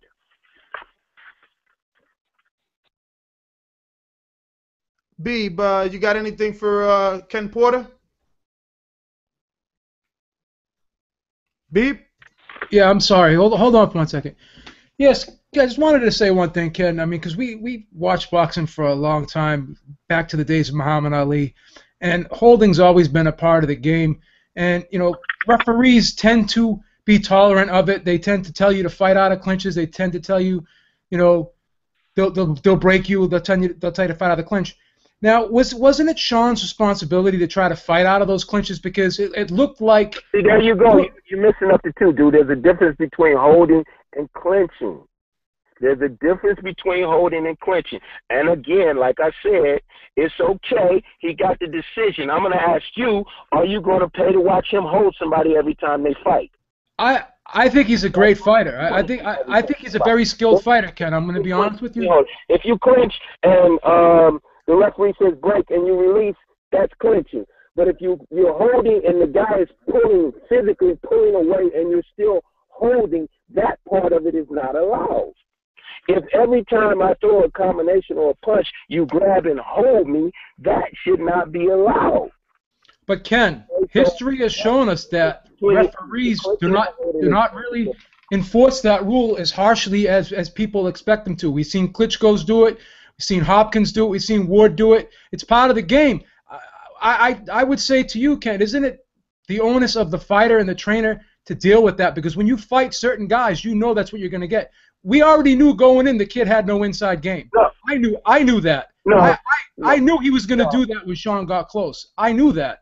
I expected that. But I expected Sean to have the physical strength, to break free of the clinch, and I thought he would be able to have his way with him on the inside. That wasn't the case. It's not a clinch, and I'm quite sure you've seen numerous occasions Sean physically push him off to get away from that. So he did what I was asking him to do. He did as much as he could do in that particular situation with that. So it's not like he was held and nothing happened. He fought through the clinch or the hold, whatever you want to call it. It's not like he didn't. If you're trying to say we got beat because we got held all night, we got beat because we got held all night. If you're trying to say we got beat because we got beat by just a guy that totally outboxed us, you can't say that. If you're going to say we got totally outpunched, you can't say that either. If you just want to say the guy won the fight, that's fine. He won the fight. We will make our adjustments. Yes, that is the onus is on the fighter. It definitely is on me as a coach. You know what I'm saying? This is the truth, no doubt. But again, there's a difference between holding and clinching. And that's why you take a penalty. You make a point of stopping it when it becomes excessive. If it's not excessive, it's within the rules, okay, fine. I think it was excessive. That's my belief, that it was excessive. Anytime a guy has to physically try to pull away from you, and he's pulling away from you, and you're holding him for dear life, and the referee is not doing anything about it, a guy is physically pushing you off of him and trying to come back with a combination, and as soon as he throws a combination, you wrap your arms around him and grab him again. Come on, man. There's a point where that is just excessive. But at the end of the day, he wins the fight. The onus is on me. The onus is on Sean. Let's move past that and on to whatever it's going to be from here, because we know we got to make adjustments to that. But the only other thing that, like I said before, which was, try and talk into the receiver a little bit better. It sounds really staticky right now. Oh, that's okay. Well, the only other thing I can say beyond that is, as we're making our adjustments, as we're trying to fight and deal with what we're dealing with, we do need the referee to do his job. If he's going to totally ignore it for the whole entire fight, there's probably nothing we can do about that. We have to fight through it, which we did. You didn't see Sean complaining. He never complained about anything. He didn't complain about anything that was going on. He just continued to fight. He gave me maximum effort for 12 rounds. Period. Well, I'm going to respect your opinion on that. We may disagree slightly, but I just have one last question for you. Was Kell Brooks stronger than you guys anticipated physically? Because, again, the clinching, holding, whatever you want to call it, he was able to contain Sean, and Sean seemed to be stabilized there for a lot of times at moments during the fight. Was he stronger than you thought? Listen, I understand what you're trying to say, but what you're saying to me is, I mean, I can't outbox Sean, but I can wrestle Sean's ass to the ground. There won't be shit he can do about it. If that makes me stronger than Sean, yes, Kell was strong. But he ain't outboxing this kid or outpunching this kid. He's holding this kid. There's a difference. If you want to say that makes him strong, shit, I'm holding on for my life. I don't want to let you go. Yeah. But I'm not a better boxer than Sean, but I can damn sure wrestle his ass to the ground, and I think a couple of times Kell pushed him to the ground with the wrestling. So, I mean, there's really, you know what I'm saying, if you want to say, if you right now could have literally said to me, well, you know, there was a point where he was just boxing Sean's ears off, and he was beating the hell out of Sean, and he showed that he was so much stronger than Sean by doing that, okay. But we're not having that conversation. We're having a conversation about him being strong and holding. Come on, man. This is boxing. It's not showing how strong you are to be able to hold somebody. That's not what we're here to do. Was there anything in the fight that you thought Kell Brook did well? Was there anything you could take away that you could say, hey, this kid was good at this kid was good at that. He got something done. Do you think he got anything done in the fight? I'm quite sure when I go back and view the tape, I will see some things that he probably can do good or did good or was able to do good. But the thing that stands out mostly, other than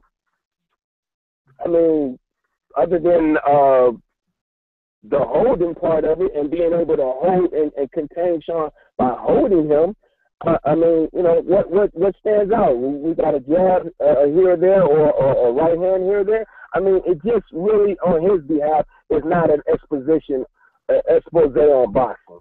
It wasn't. Right. If he was supposed to outbox us and put on this beautiful display of boxing, I didn't see that. Ken, I thank you very much, man, for answering the questions, man. You're a good sport. I appreciate that, man. Thank you.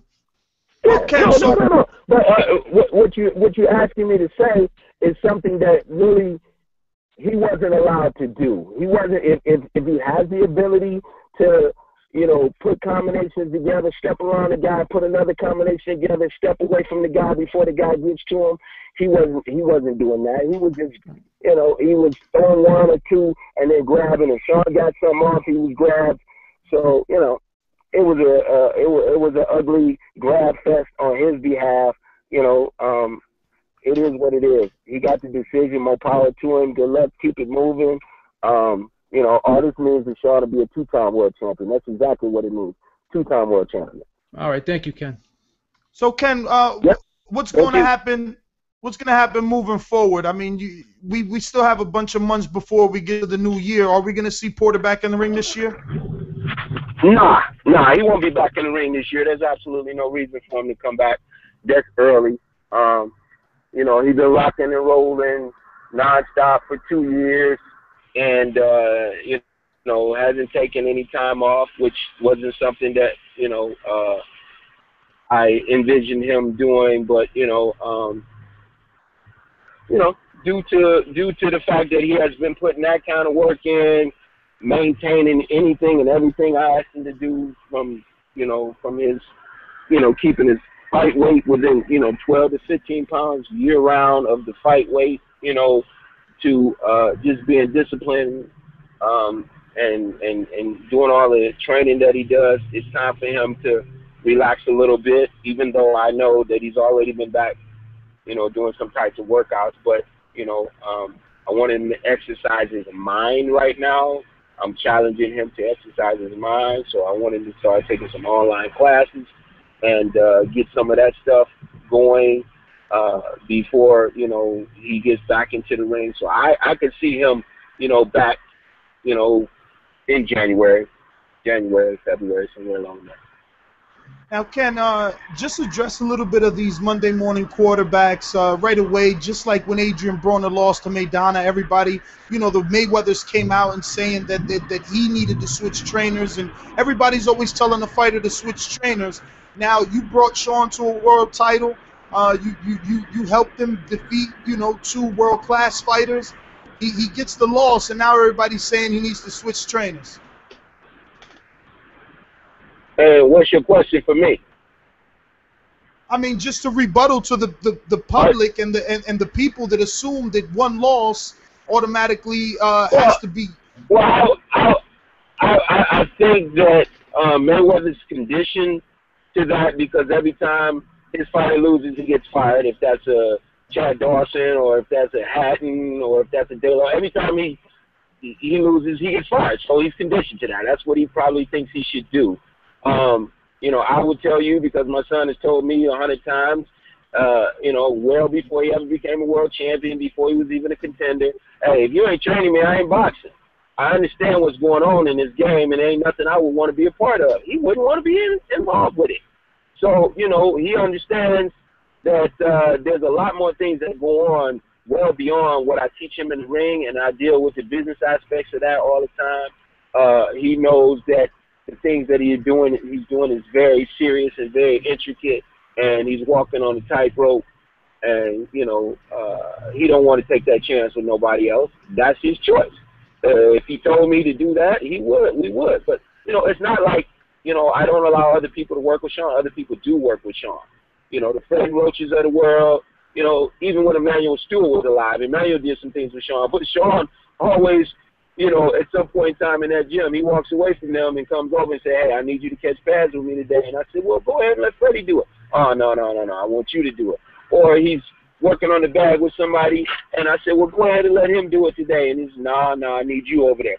He knows what he wants. He knows what he needs. That's his choice.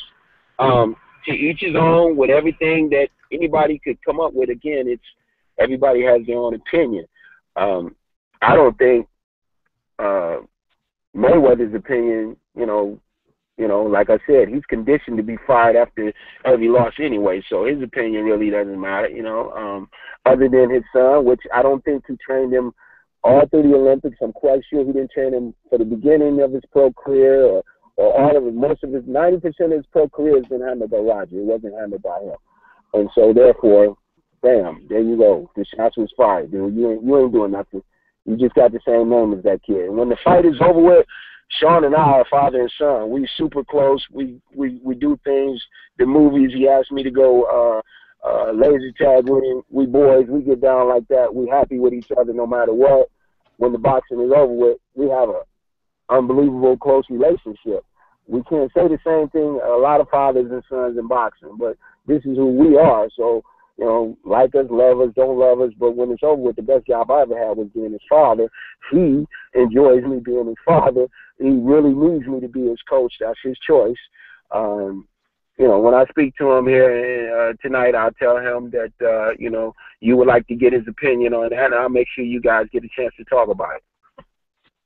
Hey, Ken, before you go, you've been of sports thus far, and you know that you listen to this show. So it's tradition on here when you don't get it right to eat crow. So I'm sorry, we're friends, but I got to do my job or they'll come at me. Listen, dude. I ain't got no friends. So, well, that's fine. I still consider you my friend. That's all right with me. But Ken, you've been a great sport, man. Thank you for giving the Boxing Voice this exclusive interview. And as always, we're going to continue to first class, Ken. First class, baby. With yourself, brother. We really appreciate you here, and our listeners always enjoy when you're on. Takes a real man to come on after taking a loss. Thank you very much. Sean was being interviewed by somebody, and they said, "Was your dad your best friend?" And he said, "No." And then I said, "But you can't find a better one." And he said, "Well, you ain't always friendly." So I'm his best friend. I just ain't always friendly. Well, Ken, man, hey, thanks man, again, you guys have us and, back anytime, and I would definitely speak to Sean and, make sure that he makes some time to give you a call, and you can get him set up to come on here because, he just needed, a few days to do his thing and enjoy himself, and he's been doing that, and I'm sure he'll be ready to talk about it. All right. Well, we'll be expecting that call, man, and thanks again. You have a good night. All right. I gotta say, these calls. Okay, I was gonna say one thing, man. That takes a lot of class to come on a show and talk after you lose. A lot of people, like was mentioned in the chat, go into hiding after something like that. Came right back and he wanted to talk about it. So I give him credit for that, man. No, I actually, I spoke to him almost immediately, let's say 1 or 2 days after the fight. But I had wanted to get Sean, and Sean, had to do his ice baths and things like that. But he was always willing. He was always willing to come on, and today just so happened to be that day. And it wasn't even premeditated. You know what I mean? I had stumbled across that information by the 78 Sports News TV on the conversation when they called the commissions. 2 commissions they actually called, the California and I believe Nevada. To find out about the hand wraps because, there's rumors going around, man. But let's take it to the streets. We burnt it up a lot. Let's get back to some of these callers. I believe it was Just Ozzy that I didn't get let finish. Just Ozzy, what's up, brother? Finish up, man. Yo, what's going on? I wanna I'm gonna talk about Kenny Porter first, and then I'll get back to that WBC thing that I had started off with.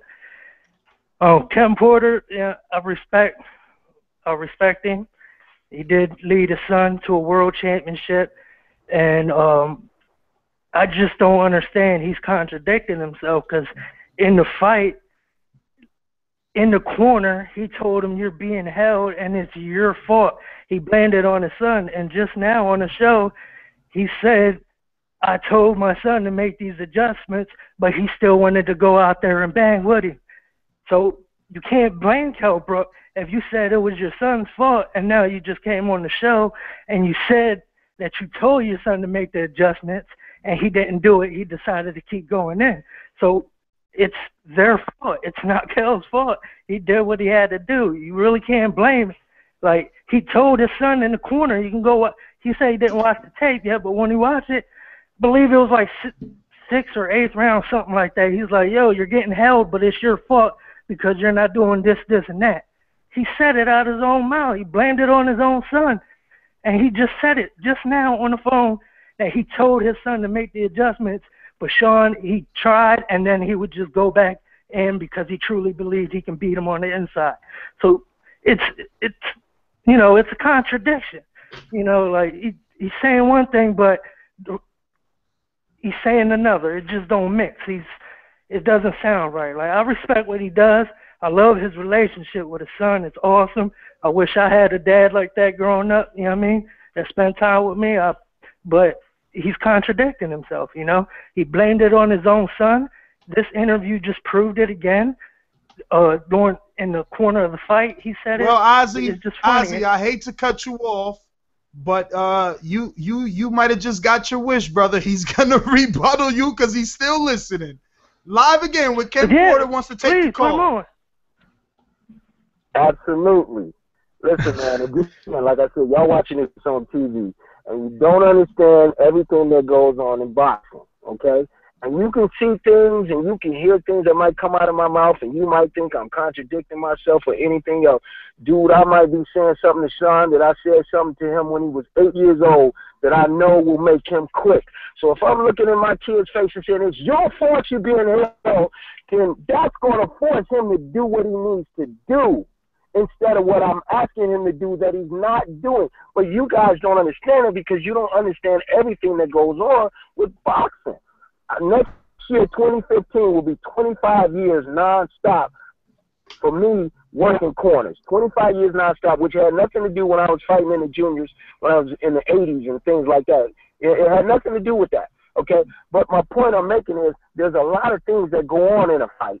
In a 60-second period of time, everything can be said or done, and there may be something I'll say to the kid or say to another young man that I try to spur something with him, and nobody else understands that. So if I try to blame him, if I try to make him take the responsibility from getting held, instead of saying to him, he's holding you, Sean, you got to break free from the hold, I try to force him to deal with it a different way. But people don't understand everything that's being said or why it's being said. That was the reason why. I'm not contradicting myself, but I may say some things that don't make sense to nobody else but me and Sean. I may say something to him to try to force him to deal with something a different way than other people can see that or understand that. Whereas, again, a Mayweather say, well, he need a different coach. Dude, you wouldn't know those things to say. You wouldn't know when to say them or how to say them. You wouldn't understand when, what, when, how, or any of those things, just like I wouldn't understand about his boxer.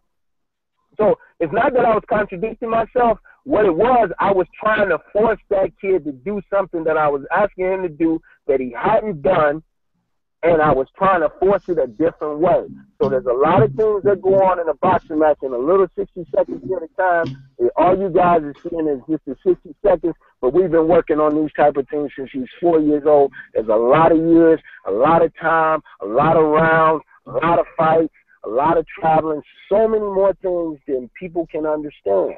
If that helps you to understand it just a little bit better, I hope so. But that's the reason for that, and that was the reason why I got on him like that, because I was trying to make him do what I wanted him to do, and it wasn't happening, so I tried to force it a different way to make him take the responsibility of that situation. Gotcha. Am I on? You sure are. Yeah, I respect that. I see what he's saying. He was telling his son what to do in order not to get clinched, but his son wasn't doing it.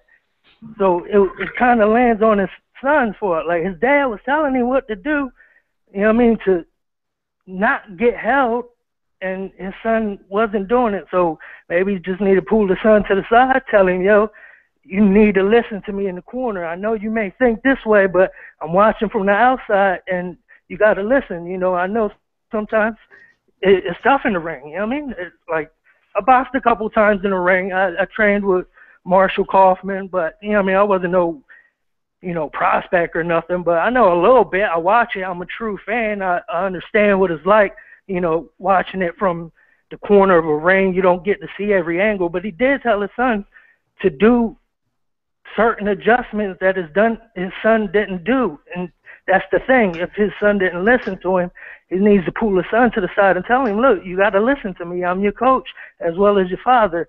You know what I mean? Don't just do it for partially of the round. Do it for the entire round. That way these situations don't happen. You know, it's pretty much like you just got to listen, you know. He told him what to do. But at the same time, you can't blame Kel because, you know, when he comes in, you either stick the jab in his chest, in his face, or you stick him with the right hand. If that don't work, you grab him, hold him, or you clinch him up. And the ref, I heard the ref say a lot of times, your hands are free, fight out of it, to both fighters. I just think it was a crazy fight. I think Kel won. As far as 78 Sports go, TV, I think he's bitter. You know what I mean? The thing is, I had a big argument with him. There's a dude, I don't know if he calls into your show, it's called Beast Mode. He's seen the argument I had with him on Kevin Davis's page.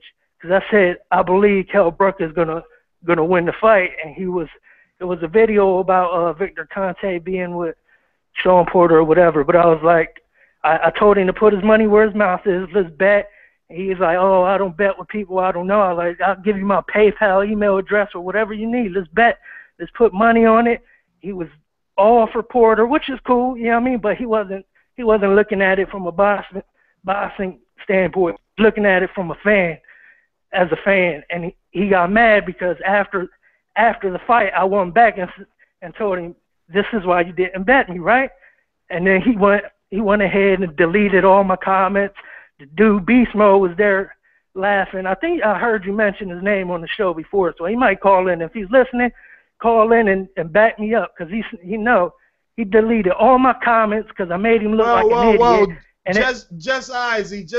We gotta reel it in, brother. We gotta reel it in. The bottom line is 78 Sports TV contacted two commissions, and they did some good work regardless of how they got there. You know, they proved that the hand wraps may or may not been applied correctly according to that commission. But just as you're rambling a little. We're jumping into the 9 o'clock hour. I got to get to some other callers, so I'm going to allow you to finish up. But reel it back in, baby. That trout is getting away. All right, let me jump right into the WBC ranking thing. Habib was right. If you're ranked in one, you can't. If you hold a title in one, you can't be ranked in the other. Rubio is the mandatory. He's not the number one. Mark Murray is number one. Rubio is already the mandatory. He was the mandatory when Martinez had the belt, and HBO threatened not to air the fight unless he fought somebody of name, which is why he had to step aside, and Cotto got the shot. And now I believe this is pretty much, they're going to give him to Golovkin, so Golovkin can get that push for the WBC. You know, it's all about the money. That's all I got to say. Well, all right, brother. Let me get to some other callers here. We got a bunch of you guys. Remember, 646-478 3068. Beeb. So WBC mandates Stavern Wilder and Garcia Postal. I remember when Postal beat Selçuk Aydin, you said that this would be a dangerous fight for Garcia. Do you think this happens? Because remember, as the champion, he can negotiate with Lamont Peterson, and the WBC would allow him to do a unification. instead of the mandatory, so he would then bypass Victor Postal. And we did an article on this, giving you all the factual information right now on the show. You know, we give you a gist. It's more conversational, but you can head to theboxingvoice.com and look up for that article. Use our search bar. Just press in Danny Garcia, and you should find it. But 2 mandatories. What's your thoughts, B? WBC clearly now doing some work. I mean, this is consistent. Triple G, now they doing this with Wilder and Stavern. I mean, I have a feeling, and this is just me talking here. I have no factual evidence. I have a feeling he's going to vacate the title and move up to welterweight in his next fight. I don't think he's going to stay at 140. I think he's really having problems making the weight. And again, I'm not a trainer and I'm not his father, but I just question the decision making of keeping him down at 140, even for the last fight. I mean, it was at 142, but the fight prior to that, he's getting on the scale. Even in the Matisse fight, got on the scale, didn't make weight the first time, had to get on it a second time. He's just having problems making it. So I just think the best move right now for him would be go up to 147. Now, I don't know if he's going to be successful at 147. He may even be stronger at 147. He may be a better fighter at 147. I don't know. But the division seems to be a little bit tougher up there for him. He's going to be dealing with heavier punches.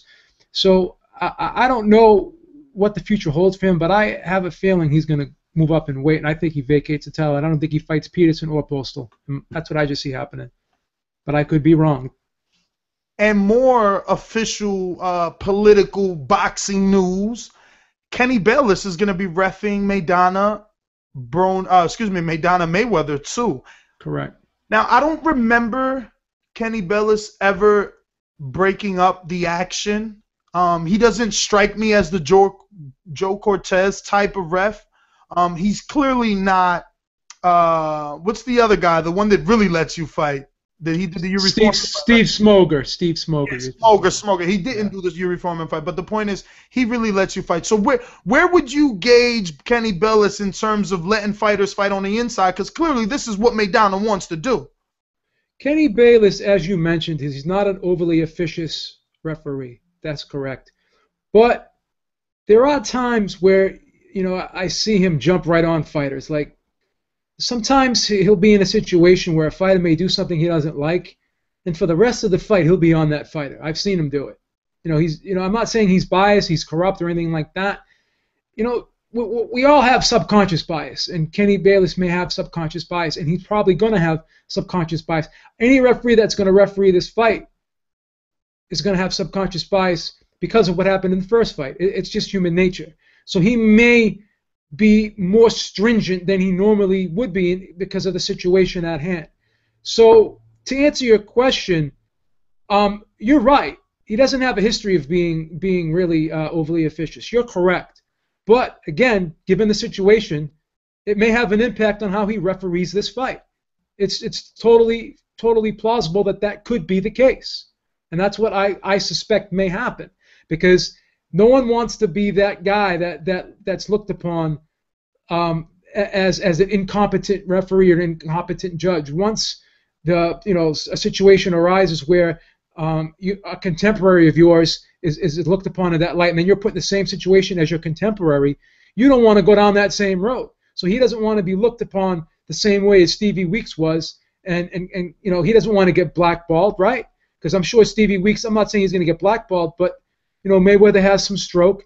So, I mean, he's not going to be allowed to referee any Mayweather fights ever again. He may not be able to referee fighters that Mayweather's affiliated with. So that's kind of a bad thing if, you get brushed with that long stroke.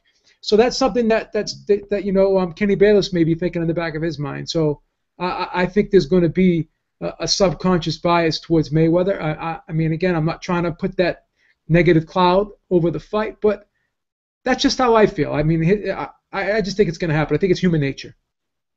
Now, so basically, you're saying that we might get an instant replay of Bika, Durrell, too, where the absolutely included himself just a little bit more than normal. Yes, because let's make no mistake about it. Floyd Mayweather is a very powerful man in the sport, and you don't want to ruffle powerful people's feathers, and I think that's going to be in the back of Kenny Bayless's mind. I just think that that's going to be the case. I could be wrong, but I just have my suspicions. Yeah, well, let's take it out to the streets, man. Let's see what these people got to say about this new news we let them know about. Let me see. Did we go to 313? You're live. Did we go to you, 313? No, not yet. All right, brother. Well, talk to us. What's up, Ness? Chilling. This is Sam from Detroit. Yeah, just wanted to touch on a few topics. I don't want to stay too long on the Kenny Porter's issue, because I basically agree with him 100%. While Sean Porter did have a responsibility to kind of figure things out and this and that, the referee also has the responsibility to do his job. And at one level, at the deepest level, you really can't prepare for everything that the referee is going to allow in there. There was no way Brandon Rios could have prepared for what Diego Chavez was doing to him. Although you could foresee these things with Kell Brook, I've never seen him hold to that extent. But both have to be held accountable. And as far as the WBC issue, I'm still confused about that. I would love for Golovkin to get that shot. So I'm wondering, will the WBC actually enforce that? Because B was right. You can't be a mandatory in another sanctioning body when you hold a belt from another.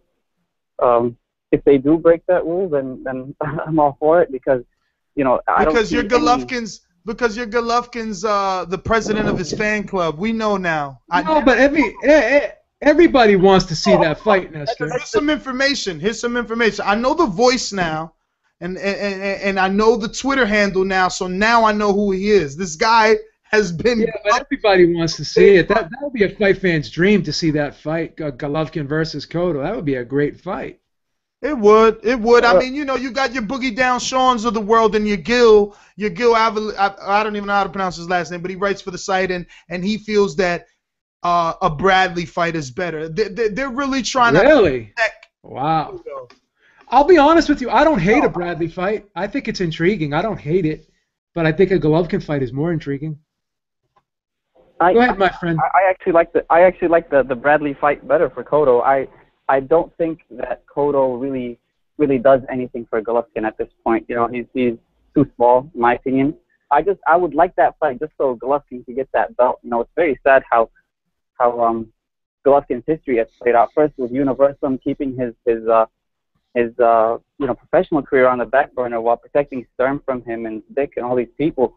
And he had to eventually get his way out of that contract, and then calling out all these top name fighters and nobody wants to fight him. You might as well just have the belt, from it being vacated and not have it at all. I just feel like he deserves it. But Cotto, I think a better fight would be with Bradley. It's more an even playing field. I don't think Cotto would last too long with Golovkin.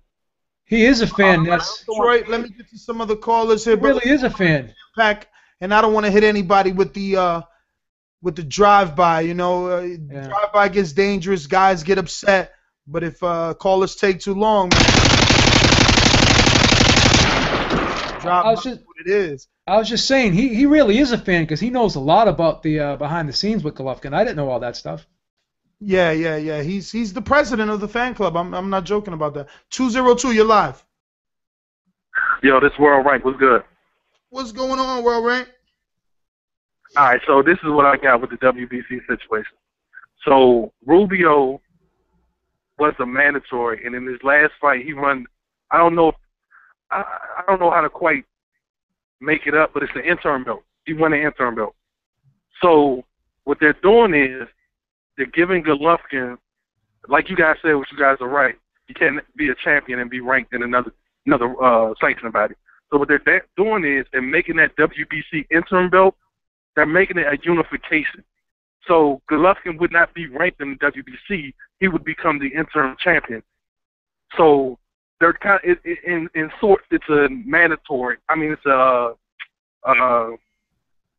guess when you put the two belts together, I forgot. Unification. It's a unification. Yes. So even though it's an interim belt, they're making it a unification with the WBC thinking that Golovkin, because of his mandatories in the WBA, how Jacobs and Chunov would not fight him, they're giving him an option that if he wins that belt or fight or whatever, he drops the WBA belt and becomes Cotto's interim undertaker. Wouldn't be a mandatory. He'll be the interim to whatever. So that's what's going on. So they're considering it not as a fighting for a sanctioned ranking, but actually as a unification fight. And I want to talk about one more thing. The other thing I want to talk about, I just want to see if you guys buy or sell Austin Trout as becoming a champion again. I think he could. I think he could. I think on any given night when he's focused and he fights within himself, I think he could beat guys. I do. Let's make no mistake about it. I mean, I had the Canelo fight a draw, and I thought that fight was very close. And he was injured in that fight as well. He didn't go into that fight 100%. So I just think he gives certain people trouble. You know what I mean? I think he's a handful for anybody. I really do. Ness? All right, World Rank. I will get to some other callers. I think the Trout, like Beeb, given the right situation. I mean, if we're thinking about 154, we got Laura with a title. That didn't work out. We got Molina. Maybe he could beat Molina. I think he could beat Molina. That belt. Maybe he could beat Bundridge. I think he could beat Bundridge. Does he beat Andrade? I don't think he can beat Andrade. That would be a fight to see two southpaws, one younger than the other. And Andrade has looked to be a little stronger. 516, you're live on the Boxing Voice. Who's this? And we hear you. No need to ask us. What's up, Ness? KH from Long Beach. Oh, KH, what's going on, brother? What's up, man? Yeah, I was going to chip in on that WBC thing, but dude made a great point about it being an interim title that they gave Rubio. That's why he ain't going to be ranked, and he'll still be a mandatory if he wins, because he'll have that interim belt. But I also wanted to get in on them hand wraps, because I actually was trolling a dude, Corsino, about the hand wraps, because he made a big deal about the tape on skin when Pacquiao did it, because he's like a Floyd Nuthugger out there, legendary status. So I asked him, since he's a Brook fan, if he was going to be looking into the pictures I sent him with Brook having his hands taped with straight, basically the tape on skin, which is the issue. And I don't know. I personally don't think the wrap makes a big deal, because it wasn't all the way up on the knuckle. But in some athletic commissions, you can't have the tape directly on skin except on the wrist only.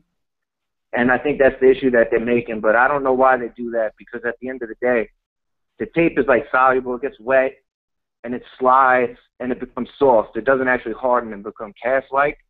But I think people are worried about, like, when you tape like that, you can get towards the knuckle and start stacking, where you go tape, gauze, tape, gauze, tape, gauze. But that would only be at the knuckle, because you're not allowed to have, tape within an inch of the knuckle. Kevin, so you're right. I don't think it's a big issue. I don't think it makes a big impact on the fight. I don't think it's dangerous. But if it's illegal, that's something that they should have been able to catch. But that would have been on Ken Porter or whoever you had watching the rapping, to catch that and make them stop it. There's actually, video out there of Virgil Hunter catching somebody, I think it was Miguel Kessler, and making him take the ball first as well. So. Yes. Well, Kevin, you made a great point, because, again, if there isn't gauze in between the tape and you put layers upon layers of tape on one another, then it may not necessarily be a cast, but it does become very hard. Not cast-like, but it's like a rubber type hard. When you have that like hard rubber type material, it becomes similar to that. So I think that is important to make sure that people aren't stacking when they're wrapping, because that could make a big difference in terms of punching power. And that becomes a factor as you get towards the knuckle. But in like Pacquiao's case, and what they try doing with Kessler is they'll basically wrap the wrist, and then they'll one time basically around the hand to secure the wrist. Yes. Still like inches away from the knuckle. You know what I mean? Yeah, you're right. It's doing anything but supporting the wrist more, and it's not actually a part of the padding that's actually padding over the knuckle of there. But if it's a stipulation, it's illegal. That's one thing that would cause. But I don't.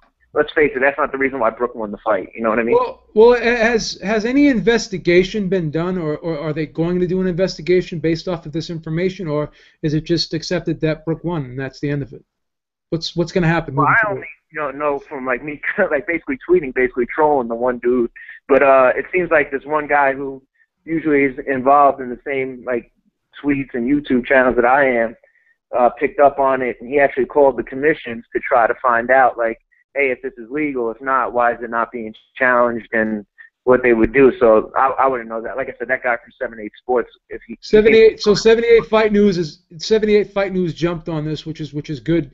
It's good reporting on his part. I got to give him credit for that because something I didn't know about. Like I said, we've been in the same chat rooms and YouTubes where we've actually, battled with the one guy who originally posted this, about Pacquiao doing this, because this is how, Pacquiao taped his own wrist at first.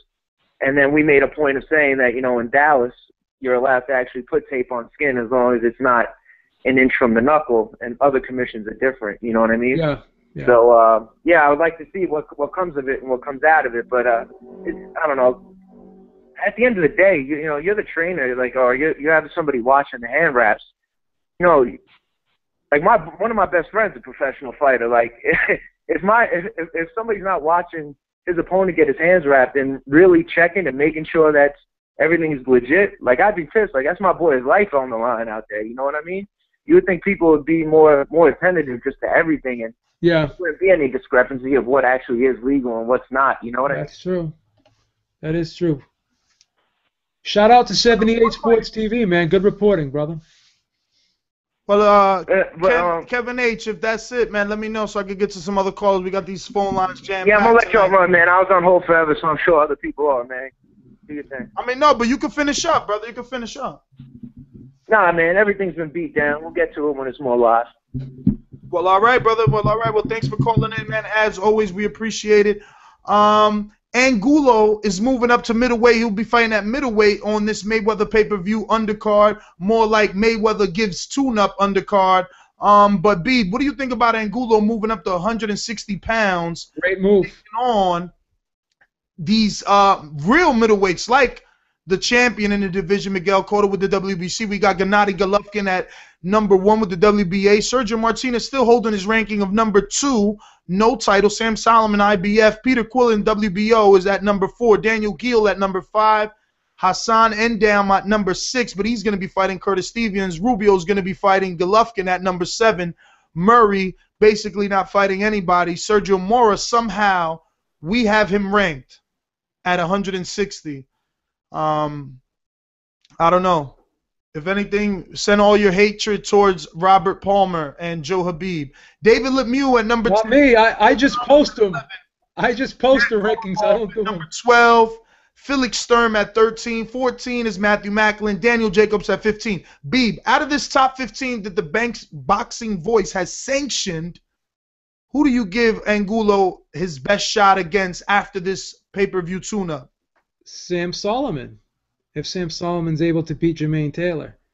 I don't think I would favor him against Cotto. But again, he could hurt Cotto if he hit him flush.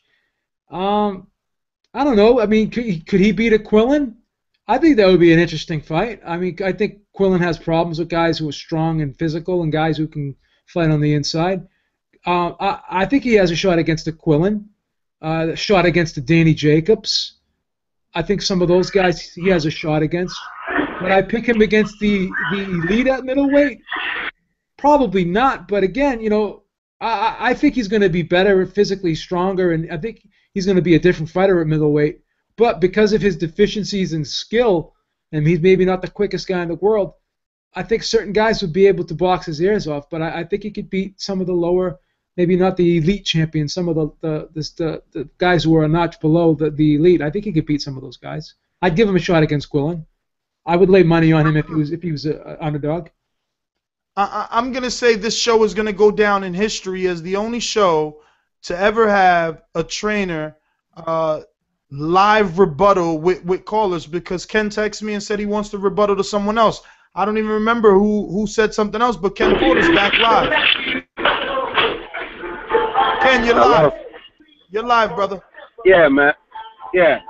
The question was, or the young man said in response that he had a friend that was a professional boxer, and that, they would, make sure that everything was being done correctly like it was supposed to in the other locker room, to make sure that the hand wraps were properly put on.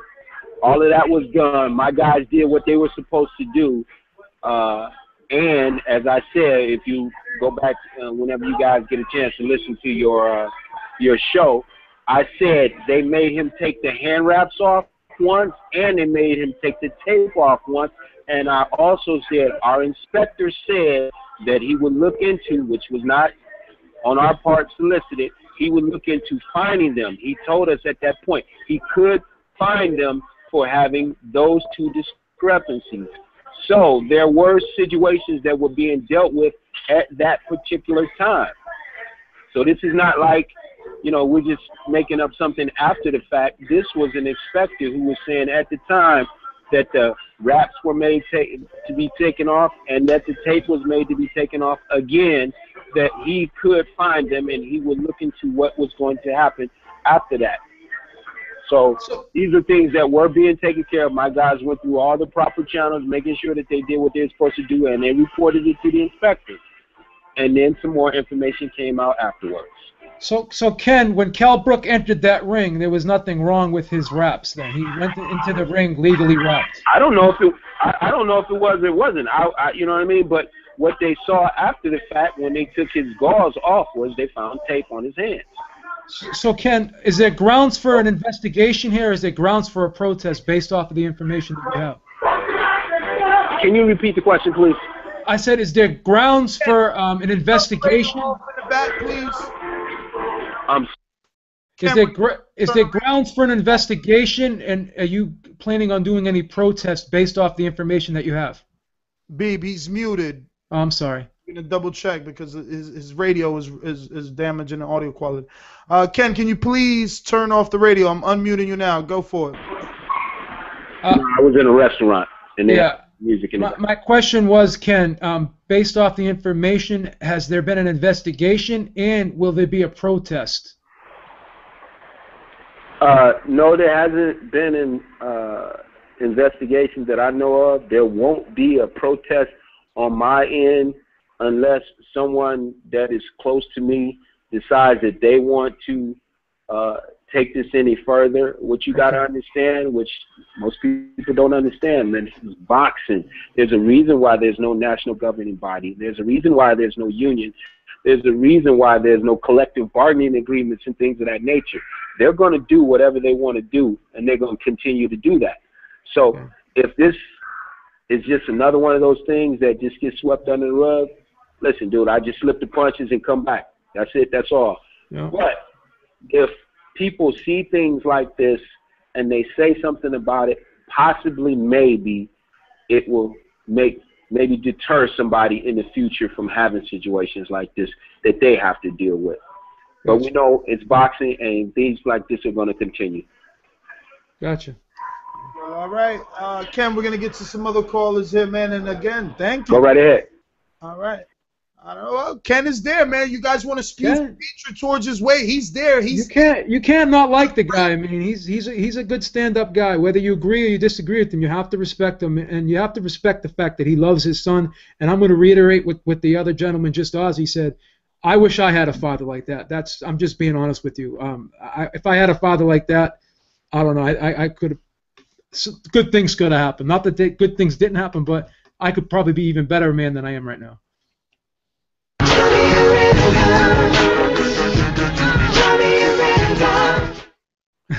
Steve getting all sentimental on us. Let's take it out to the streets, man. 615, you're live on the Boxing Voice. Who's this? I'm this Knuckles. What's going on, y'all? What's going on, Knuckles? Talk to us. I can't call it, man. Hey, I'm loving the show right now. Ken Porter is on the show, and he's reviewing everything, and he's coming back. I love Kenny Porter, man. I was up in the chat, and I was trying to ask you. I don't know if you was reading it or not. I was trying to ask you to ask Ken, does he still want the Keith Thurman fight, or is he willing to fight Timothy Bradley?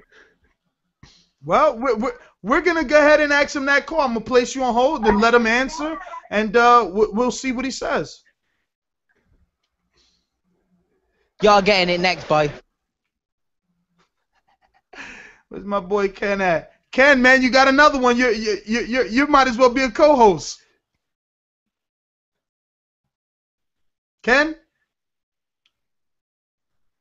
Well, let me just double check there. He must be.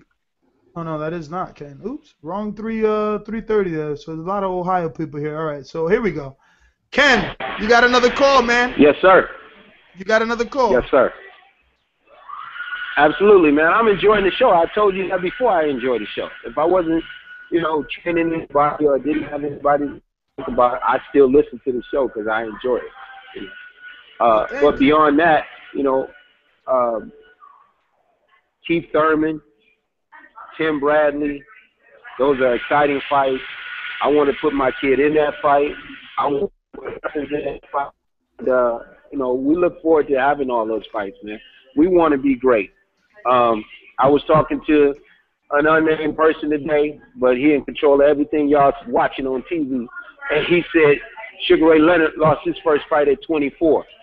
So there you have it. It's not like we're talking about anybody in the ring. We want to get in the ring with any of these guys. You know what I mean? So to answer that question, a fight with Keith Thurman, we love it.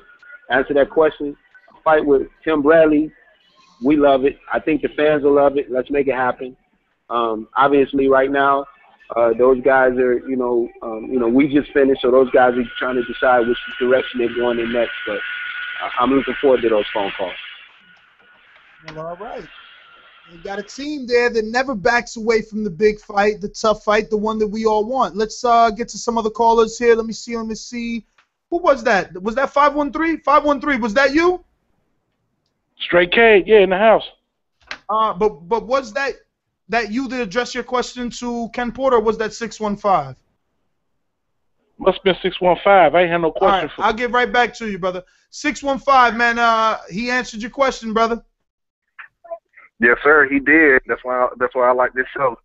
As far as I just want to touch on a couple more things. As far as like the Mayweather and 50 Cent thing, man, don't nobody care about that. The big question is, who is after this so-called fight that Mayweather's having, and of course he's supposed to fight. I guess he's gonna finally fight Manny Pacquiao. But the real question is, do you think Andre Ward and Triple G gonna fight each other? Do you think that's finally gonna happen? Possibly in the future, man. I spoke to Abel Sanchez last week. We've been speaking with Virgil Hunter as well, and that's a fight that they all want to get bigger. They need it to build up because there's no money there. And I don't mean there's not enough money for them to fight, but that fight deserves to be pay-per-view because of what Andre Ward has already done and that excitement that Golovkin brings, but it can't be pay-per-view. In order to do a pay-per-view, you need a Chavez or a Frach. And unfortunately, Andre Ward isn't a pay-per-view star at this point. But I believe the fight will happen later on in the year. 615, I hope you're happy. We got your question answered live and direct from Ken Porter, who's also live and direct, taking calls from callers. 901, you're live. 615, thanks for calling in. 901, you're live on the Boxing Voice. Who's this? What's up, Ken Pope? Chillin'. Hey, Pluck, what's going on, man? Man, shit, just over here, man, cooking and shit and getting these kids ready for school tomorrow. I want to ask a question right quick. Is Ken Porter still online? Oh, he sure is, brother. Hey, I want to ask him, you don't think he's one-dimensional because he just try to bulldoze his way in there? And it seemed like when you were giving him instructions, but still, it's like he wasn't listening. So I just want your take on that. All right, well, let's prepare ourselves for this one. Very versatile, but can you hear me? You're loud and clear. You got me? Yeah, we got you. You got me? Yes. No. Sean is very versatile, but we had a game plan, and we were going in to work the body. We were trying to make our deposits for the later rounds, but as we were going in to get to the body, we were getting tied up, and he was trying to focus on getting to the body, and that was a game plan, and he had been drilled on that with an understanding that you can't abandon it. So since I had given him that directive that we're going to work this body in the earlier rounds, he was staying on that because he was trying to make it work. The intent was to break the guy down on the inside. That it was causing us some trouble to get to the inside and get locked up and held down. With that being the case, I don't think he got credit for the work he was doing to the body. But we're very versatile. He can do a lot of different things. It's fight specific. You might look, and that's fine with me, and say, oh, he's one-dimensional. He can only fight one way. And I hope that you prepare for that way. I hope everybody prepares now to grab and hold us. Please, please, go right ahead. If that's the blueprint, please go right ahead and do that. It's my job to prove you wrong. His job to prove you wrong. So, no, I'm not concerned about that. I know he can do a lot of things, work a lot of things, but, you know, that's the way that fight played out. And, you know, I'm not concerned that he's just one-dimensional. That's never been a problem for us. Well, all right. Let's take some other calls and see if we can't get some more people that have something to ask here. 520, you're live on the Boxing Voice. Who's this? Hello? Hello? Brother, you're live. Oh, shit. I didn't even know I was in the queue. Hey, I'm Will. It's my first time calling.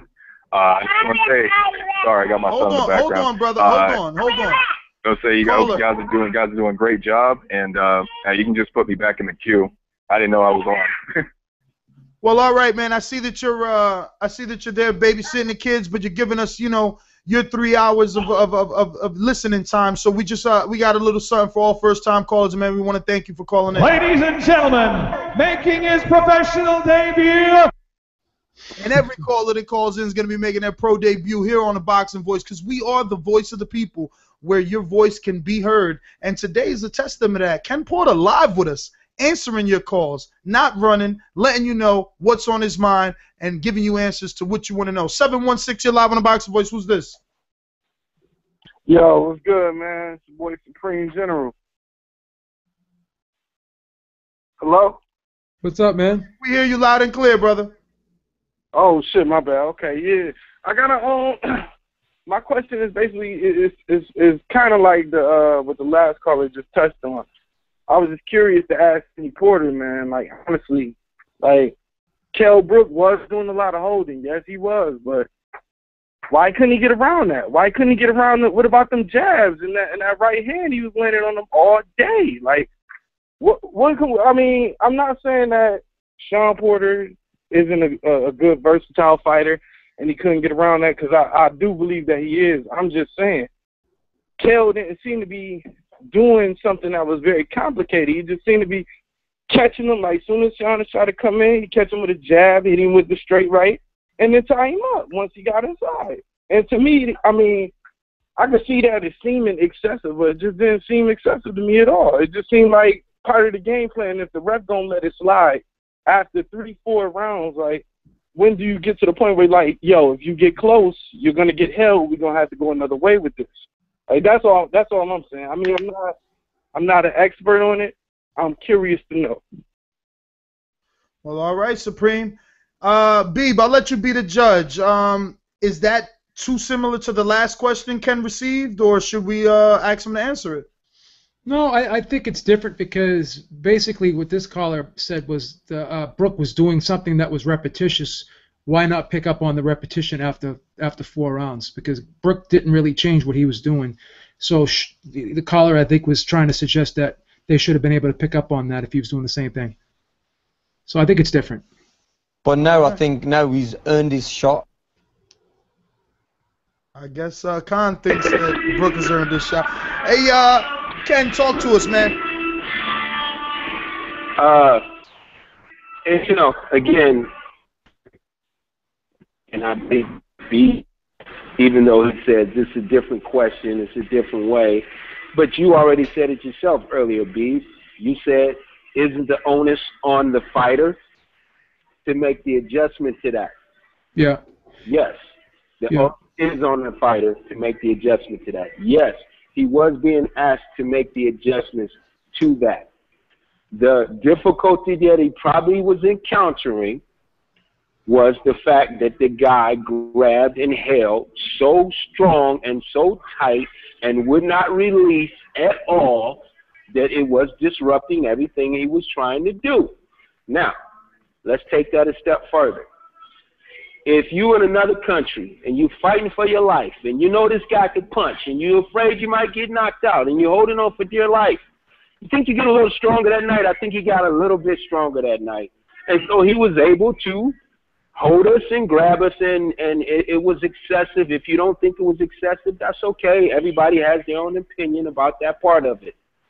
And again, to reiterate what Beeb said earlier, the onus is on Sean to make the adjustment of that. And to go back to that caller and any other caller, yes, he was being asked to make adjustments and asked to do those things.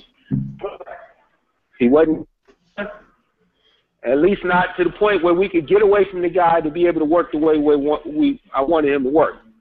So it happened, and we'll make our adjustments to that, and we'll move forward. You know, I think another coach, somebody else who was trying to coach, and said, well, he should pull his son to the side. Dude, I would pull my son to the side 1,000,000 times. Ken, to be fair to you, Ken, to the side and discuss it. To be fair to you, Ken, you're the trainer. You train the fighter. Mm-hmm. If the fighter doesn't do what you ask him to do, you can't go in there and fight the fight for him. So in defense of yourself, if you give the instructions, and it's not only the fighter that's not doing it, maybe it's maybe what his opponent is offsetting him trying to do what you're telling him to do. So there's a lot of moving parts that go along with this, and people are trying to oversimplify it. So in that regard, I understand, and I don't think you did anything wrong, and I'm just being honest. I just think the situation presented itself, and it happened, and you got to deal with what happened. We wake up in the morning every day with a game plan in life. Does it always go that way? No. So, I mean, things happen, and I guess you learn from this moving forward. That's all I can take away from it.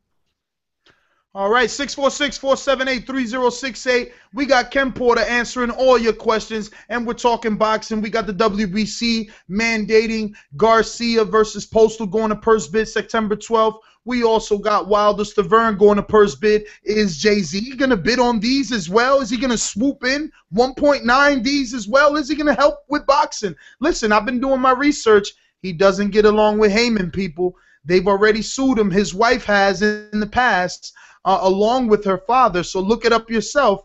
Maybe Jay-Z and Heyman are not going to be playing nice. Maybe this was not an Al Heyman plan. Maybe Jay-Z is really serious about boxing. He's got the manpower. He hired a VP from Golden Boy with 6 years experience. Not to mention he had several years working with HBO hand in hand with Lou DiBella used to run things. A lot of stuff to talk about. Let's get to some callers. 404, you're live on the Boxing Voice. Who's this? 404, you're live with a very loud television. All right. Okay, so time to get into some of our alumni here. It's Baltimore, gentlemen. The gods will not save you. Yeah, what's going on, man? So, I want to talk about that Mayweather shit, man. If Mayweather had a father like Ken Porter, that motherfucker might know how to read. Oh shit! And that motherfucker. That's why this nigga undefeated, because while everybody else reading shit, this nigga training. This nigga training. That's why this nigga. That's horrible. That's why this nigga can't lose. But yeah, I don't have nothing to ask Ken. But you know, his son. I can tell you one thing. His son was looking good when he was fighting him outside, because his hands was a lot faster than Brooks. But when he come inside, he'll hold him. If he could have stayed outside, I know he's short, and that might have been a goal to come inside. But he was looking good outside. He was fucking him up when he was outside. I think he should put that more in his game. He got a fast ass jab. He should, if he would have used that, he could have worked off of that instead of just coming straight inside. You know what I'm saying? because he was doing good when he was outside. If y'all pay attention to the fight, he was fucking him up a little bit when he was outside. So the game plan should be always to rush in. Sometimes just stay out there. He could took advantage. He could have took advantage of his speed in that fight. He could have took advantage of his speed. Hey, Wood, I got to place you on hold because we just got Sean on, and this will be his first interview, so we're going to have to take this one. This is definitely turned into an exclusive show. Sean, what's going on, brother? Ken, you there? Ken. 40. Sean.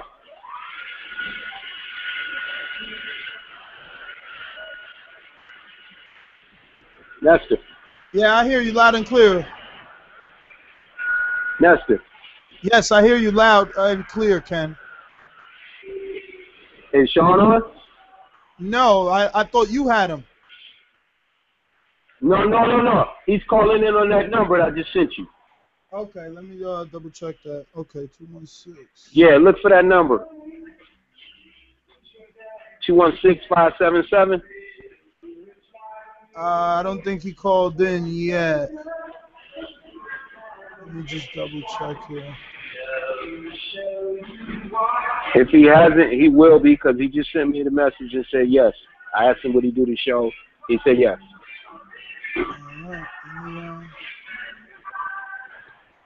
Now he only agreed because it was you. I appreciate that. Yeah, he hasn't called in yet, so we're going to have to give him some time. But I'll get you both on once he does call in. Once again, 646-478-3068. Get your calls in now because we're going to be speaking with Showtime Sean Porter, and he's going to be giving us an exclusive. He hasn't done any interviews yet, so you definitely want to share this video, like this video, share this links, and let all your friends know. The champ is going to be giving us an exclusive. Let's get down the line here. 818, you're live on the Boxing Voice. Who's this? Hey, guys, it's AB. AB, what's up, I got brother? a question for Ken Porter. Okay. Two quick questions. Number one, how do you see Kovalev-Hopkins playing down? And for Sean Porter, what's next? Is he going to take a tune-up fight? Or if given the chance, would you take a big fight with Thurman? Well, he already said that they take the Thurman fight. They're welcome in that fight. But we'll get him to answer your first question on Kovalev-Hopkins right now.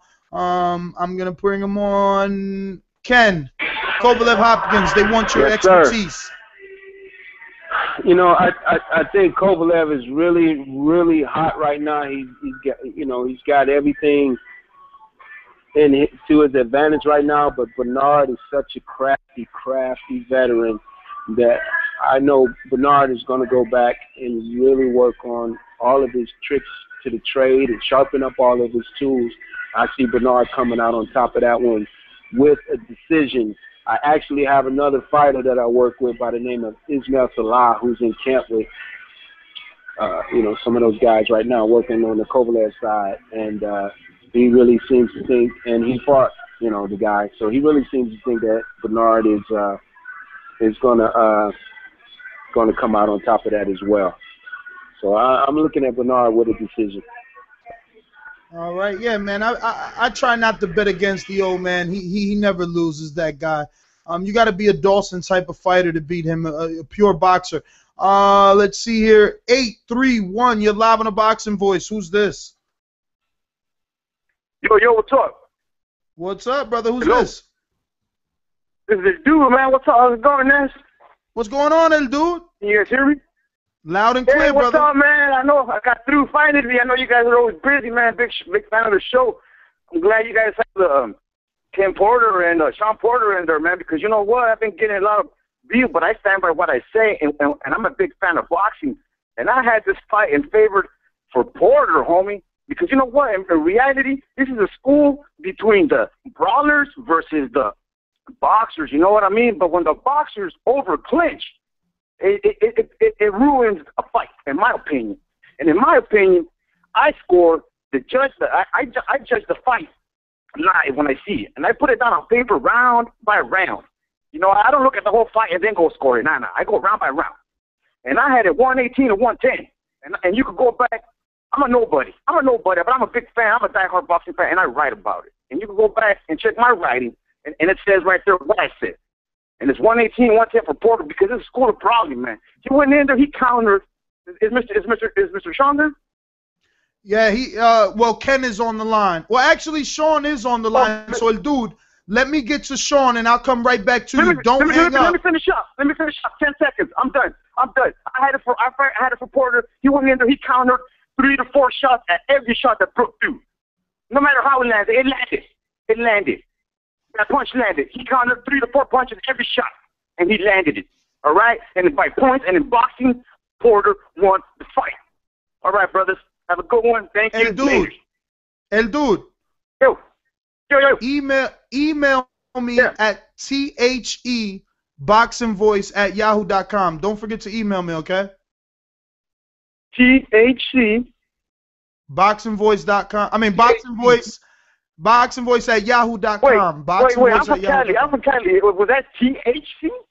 T-H-E. E as in Edward. Oh, the boxing voice. Yeah. With the E instead of an A. Yeah, with the E instead of the A. All right. Let me get to Sean Porter, brother.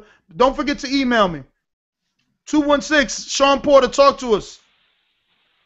What's up with it, guys? What's going on, man? We're so grateful that you decided to give us this exclusive, man. You got your father in here.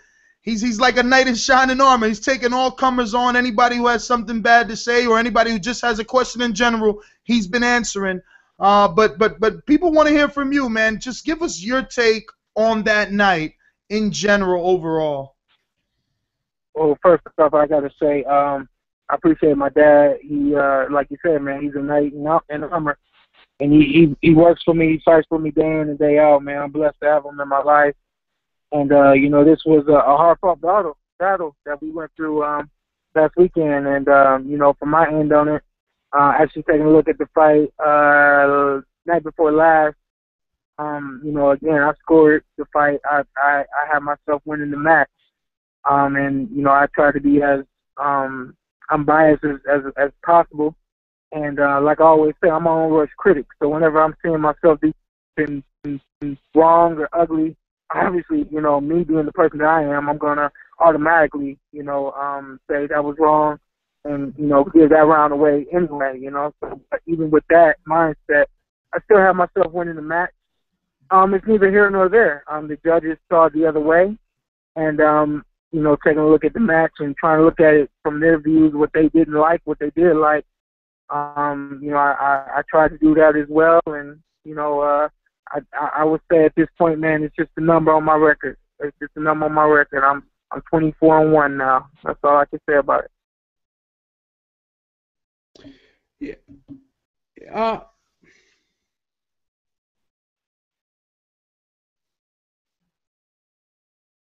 You guys there? Yeah, he's still there. He's having problems with his microphone. I'll jump in real quick, Sean. You said you won the fight. Now, do you think that it was close? Could you see the other side? Could you see how some judges may say, hey, I gave this round to Kel instead of Sean? Did you think the fight was decisive on your end when you watched it? Hello? Yeah. Are you still there, Sean? Yeah, he's muted over there.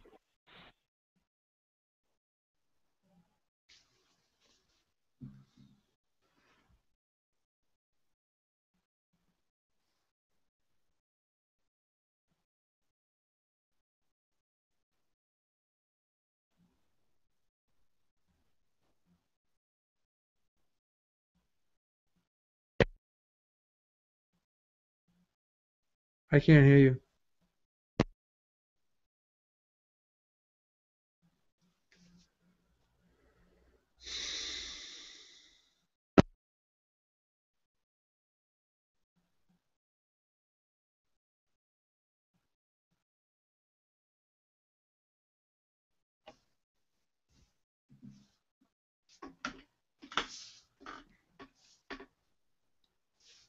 Bloody good fight tonight. We have Heather, the Heat Hardy. Is this you? This is me. I think I need to talk to you every night because you make me smile and blush over here. All right. You hear me now, right, Beeb? I don't know. Yeah. Sort of Yeah. difficulties clearly Yeah. on our end, but Sorry about that, Sean. we're gonna have to move forward. Let me see if we still got Sean. Yeah, Sean is back. 216, Sean, is this you? Yeah, I just called back in. Yeah, Yeah, man. Sorry about that. I don't Sorry know about that. what went wrong there. How much you guys hear? I hope you heard most of it. Well, we heard all of it. We heard all of it. We just couldn't respond to you for whatever reason. So, Beeb, okay. you got anything for All Sean? right, cool, man. I don't know if you heard my last question. Did you hear my last question, Sean, when I asked you after you? Go ahead. Did you hear it? No, I did not. I'm sorry. Okay, let me repeat that. What I said is, you watched the fight. You had scored the fight for yourself. Did you think the fight was close? Could you see how some judges may say, hey, I'm going to give this round to Kel because of this, because of that? Did you think the fight was decisively in your favor, or did you just think that you won the fight? You think the fight was competitive? You think it could have went either way? How did you actually see it in terms of the how you won the fight? But did you have it close or wide? Yeah. During the fight, I really I felt like I was winning the match. I didn't feel like I was winning it comfortably. But I did feel like I was winning the match. After the final bell, I felt good about the work I put in over the entire match. Taking a look at the fight on TV was a lot the same. I kind of felt like I controlled the match. I controlled it every round. I mean, there were a few rounds where I got hit clean, but even getting hit clean, I always came back and I always did what a real fighter, a real champion is supposed to do, and that's continue to fight no matter what. And so, with that being said, it was really hard for me to see the score, the fight scored the way the judges scored the match. Okay. Now, Sean, you've been taking some criticism for the rabbit punches. Do you want to address that? Nothing that I have seen. I think because I did see it during the match. Was just a case of me wanting to be busy, me wanting to continue to punch even when I was being smothered and being held. Whichever hand was free, I was trying to work it. So anyone that punching them, I tell you, man, I'm from top to bottom. I'm a fair competitor. I do whatever I need to do to win, but I try to be as fair as possible. There's never a point where you're going to see me doing something purposely, hitting someone low, hitting someone behind the head, headbutts, anything like that, elbows. Nothing that I do is on purpose. Nothing I do is to be unfair. Everything I do in the ring is to win my match decisively, and win it clean and fairly. With that being said, man, any rabbit punches that were being thrown was just a simple case of me trying to do what I could do to win the match, and a case of me being held.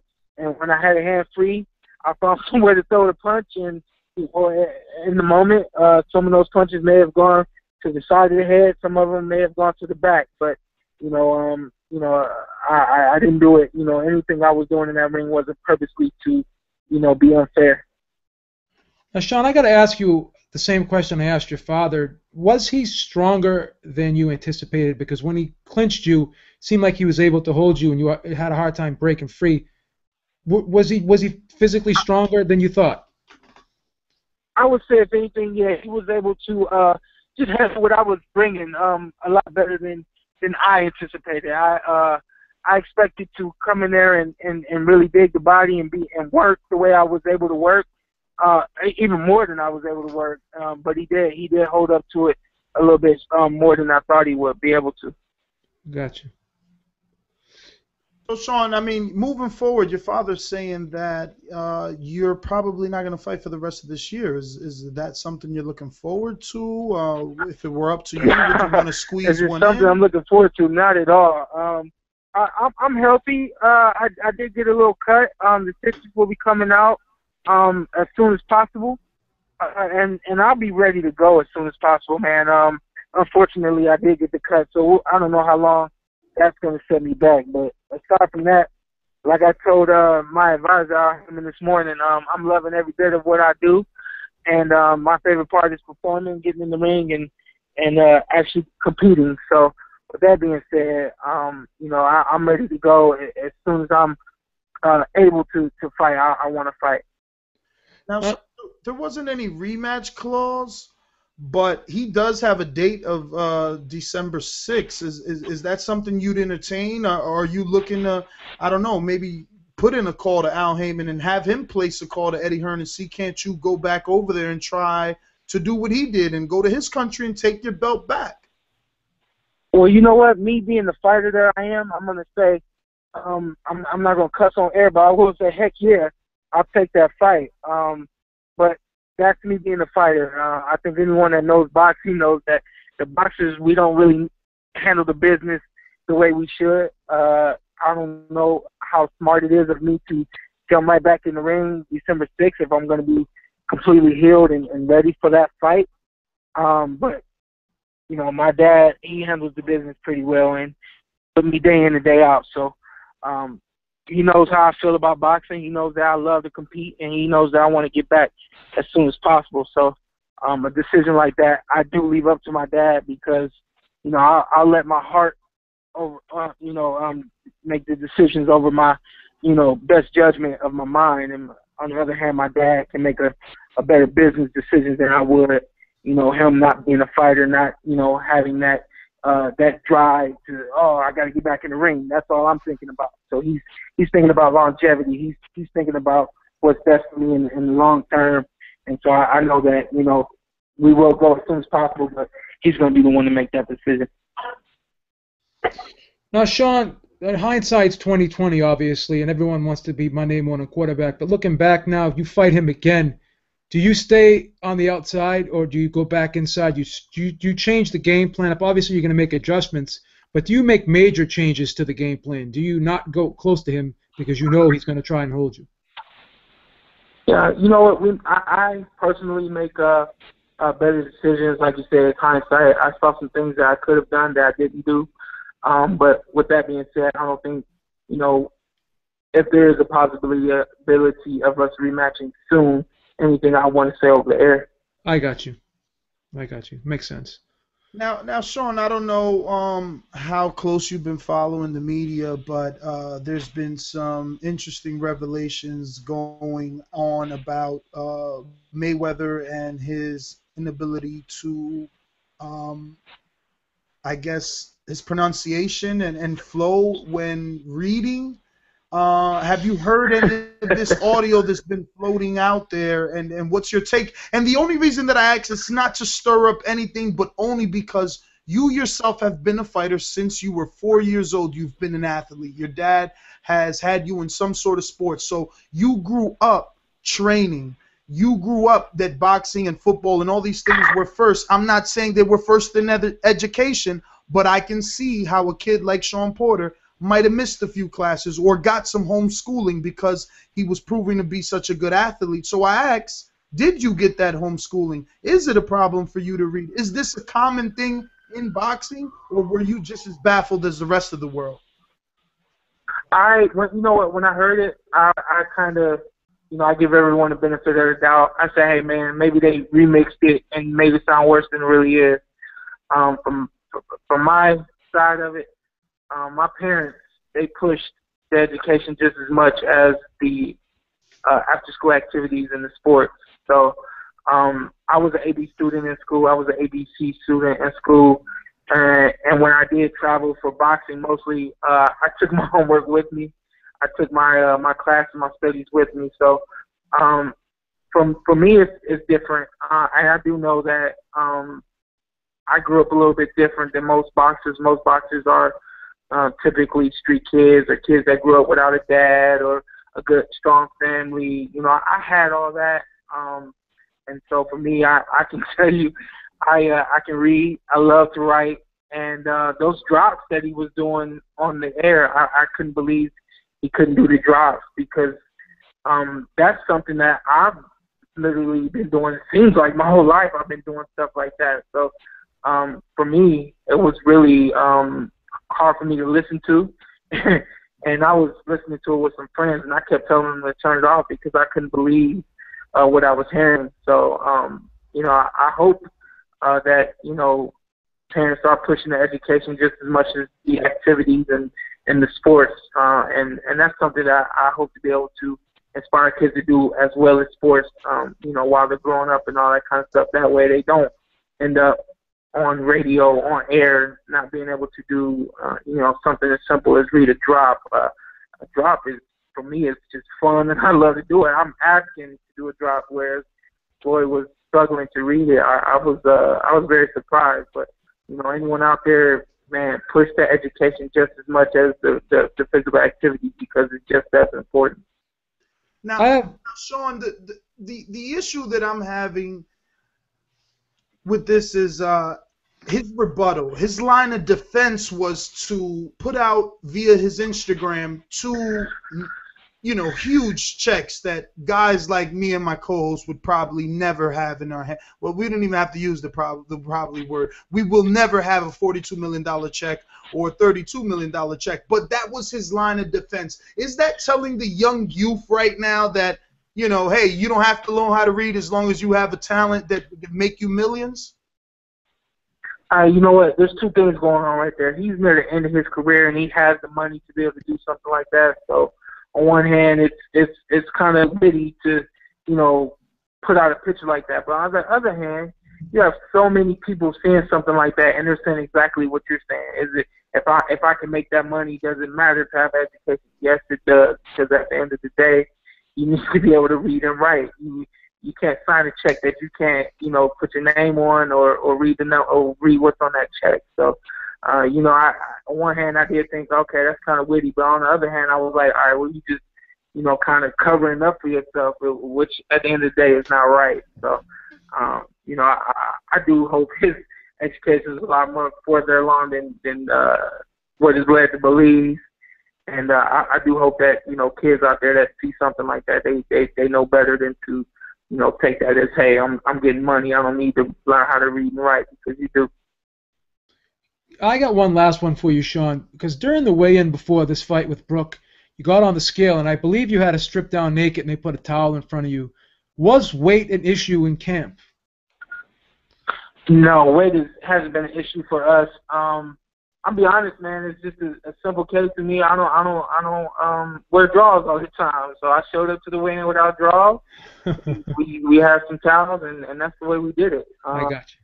We'll see what happens in the future. So I may weigh in again without drawers. I may. It doesn't matter to me. As long as that scale says 147, that's all that matters. But trust me, I did come back to the ring healthy and strong and ready for that fight. All right. Well, Sean, I want to ask, because just so many interesting things are taking place in boxing, and you not being tied to any one promoter, you might find yourself in this sort of situation that Peter Quillen and Matt Corbo find themselves, with Jay-Z outwinning Golden Boy's purse bid of $1.2 million by $700,000 and Top Rank's purse bid of $515,000 by almost $1.2 million. Jay-Z has thrown his name into the boxing hat, and he's going to prove to be a promoter, putting on his first event with Peter Quillen. What's your thought on another promoter, but one with the name value and recognition, star value of a Jay-Z? You know what? I saw that. It's good for boxing.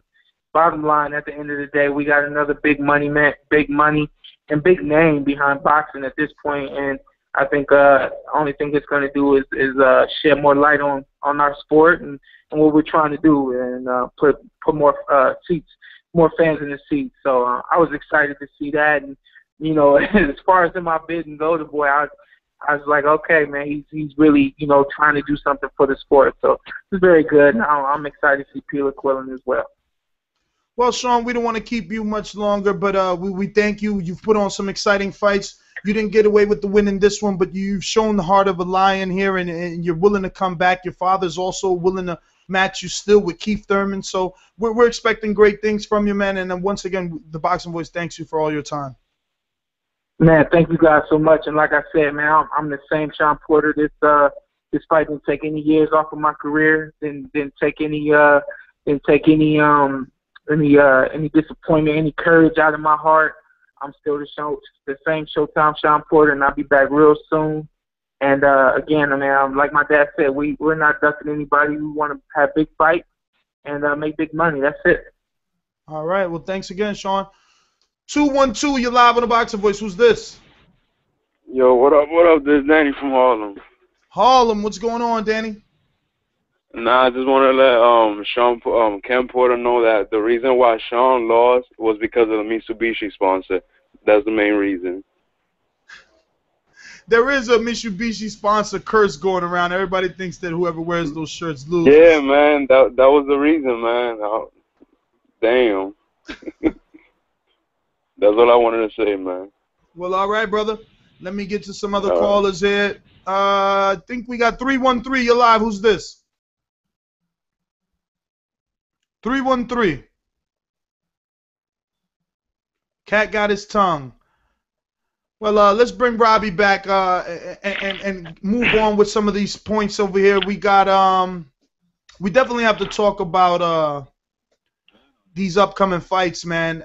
You know, not the greatest, but at least we got some sort of boxing. August 30th, we're gonna have another Mayweather Promotions with J. Leon Love taking on Rogelio Medina. We got Badu Jack. He's going to be taking Jason Escalera. Now, this is a fight I'm excited about. I already reached out to Escalera, I believe, on Friday. The interview should be up on theboxingvoice.com. Do not miss that. We will be putting up the audio as we always do.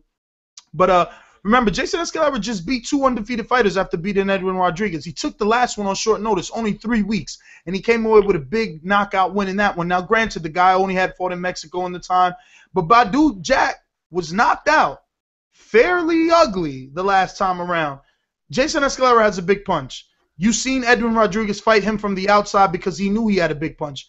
Escalera's coming off of 2 wins, and they're like 2 and 3 weeks apart. So he's in shape. The dude's in shape. He could either be in shape, Beeb, or he could be gassed out from fighting way too much. But what do you and Robbie think about Jason Escalera, Badu Jack? This looks like it's going to be a great little show box with this co-main, because I'm not excited about the main event. J. Leon Love hasn't done much to be getting so many main events. I know he won some sort of title last time around, but we know that it's not the the full or the champion status in that sanctioning body. But your thoughts, guys? Go ahead, Robbie.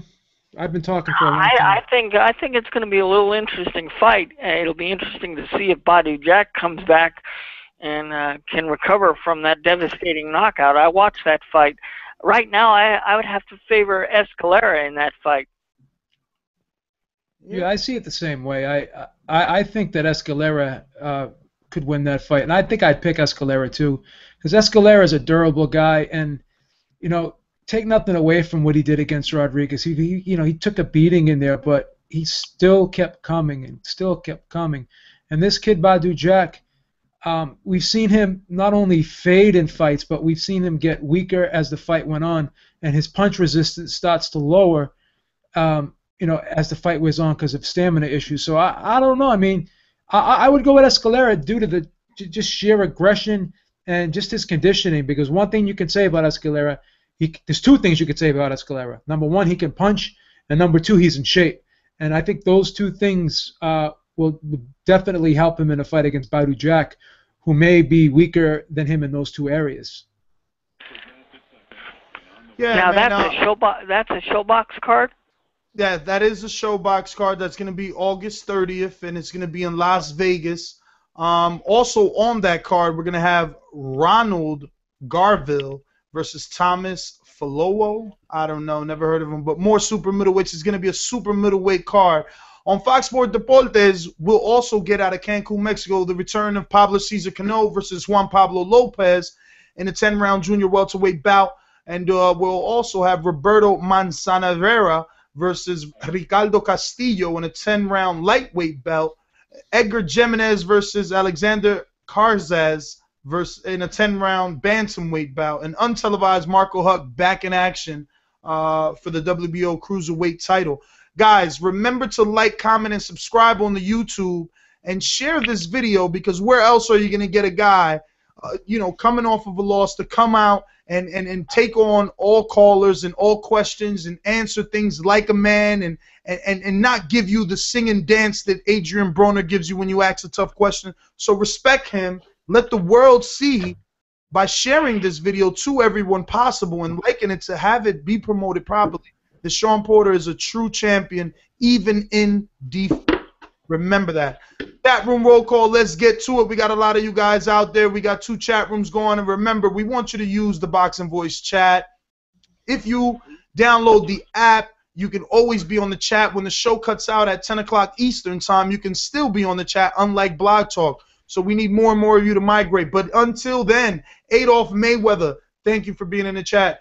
Airbus, shout out to you. Ari Gold, shout out to you. Beeb, Cedric Sports, Kute, Dave the Sinister, Die Hard Casual Fan, El Dude Boxing Commentaries. Do not forget to email me, my friend. Gabriel Marrero, Given Quality. Let's see what else we got here. Man, so many guests. I wish you losers make some accounts. Hamada UK, Jasper Chi, Cam UK. Shout out to Cam for helping us out with those sound bites of the Mayweather drops and things like that. You know, definitely check out his show, The Boxing Coalition. They're on Mixler. Shout out to Cam as always. Letting Gifted Hands Go. Great little screen name there, Virgil Hunter. Letting Gifted Hands Go. Mal Alpha, shout out all the way from Argentina. Nelta, NRG Pop, Nothing for Something. Panama said, and Ringleader X Dank. Royce Albilia, Selchuk 18. All right, let's head on over to the Boxing Voice chat, see what we got over here. We got Wood, Slug, and Pluck. Big Nick, Phil Hollywood, El Dude, Briganti, Stony, what is it? Stony Stones, Pittsburgh 323, Canadian Jose. Who else is in there? A bunch of people. Boxing Troll is in there. This thing is more active than the other one. See, this doesn't give me a list. I gotta actually scroll. Nobody Here is also here. Jay-Z's also in there. I love you listeners, man. Well, shout out to everybody that joined us, man. This has been the show for tonight.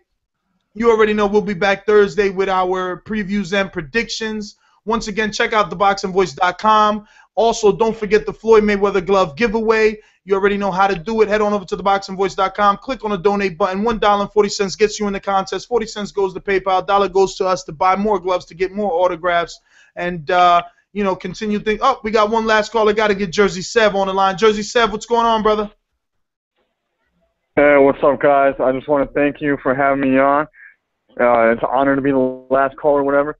I just got a few quick things. I have a question. Did you have a problem with one of the Charlo twins getting a title shot at 154 against Molina a few months back? I know it never happened, but I just want to know, did you have a problem with that? I'll tell you this. I didn't really have a problem. I could see if someone did, simply because it was Jamal Charlo, not Jermell, who had fought less people. At least Jermell had already fought Charlie Ota and Gabriel Rosado, and he fought Harry O'Yorgi, and he fought Ronald Hearns. He fought a lot of names, while his brother hadn't, and his brother was the one that was going to get the shot. And I still didn't really have a problem, simply because he was actually going to travel to Mexico and fight him over there. And you know that that's, you know, kind of tough for an African-American to go to Mexico and win a title in Mexico. So he was showing the balls where most people wouldn't. I mean, the only other guy to do that is, you know, Kenan Bundridge, who's actually going to Cancun, Mexico for this fight. But he's going to be co-promoting, which is a completely different scenario from what the Charlo would have got. So in that instance, I wasn't mad, because I understand the situation that Molina was in. So it was up to a challenger to go over there and fight him. All right. Well, who was the best person Charlo beat to get that title shot? Who was the most legitimate person that he beat? Well, I already told you his resume didn't indicate that, but again. Okay. All right. Okay. So what I don't understand is how the fuck you back that. But basically what I'm trying to say is, how the fuck do you have a problem with Amir Khan fighting Kell Brook for a world title at welterweight, seconds. But you don't have a problem with Charlo fighting for a world title? Amir Khan is a former world champion at 140 and has many names under his belt. And I'm not an Amir Khan fan by no means, but he did very good work at 140, and he has a good win over Collazo, who at the time was arguably a top 10 welterweight. Well, this is so the I don't problem, see how you have a Sav. problem with Charlo, but you know what I mean?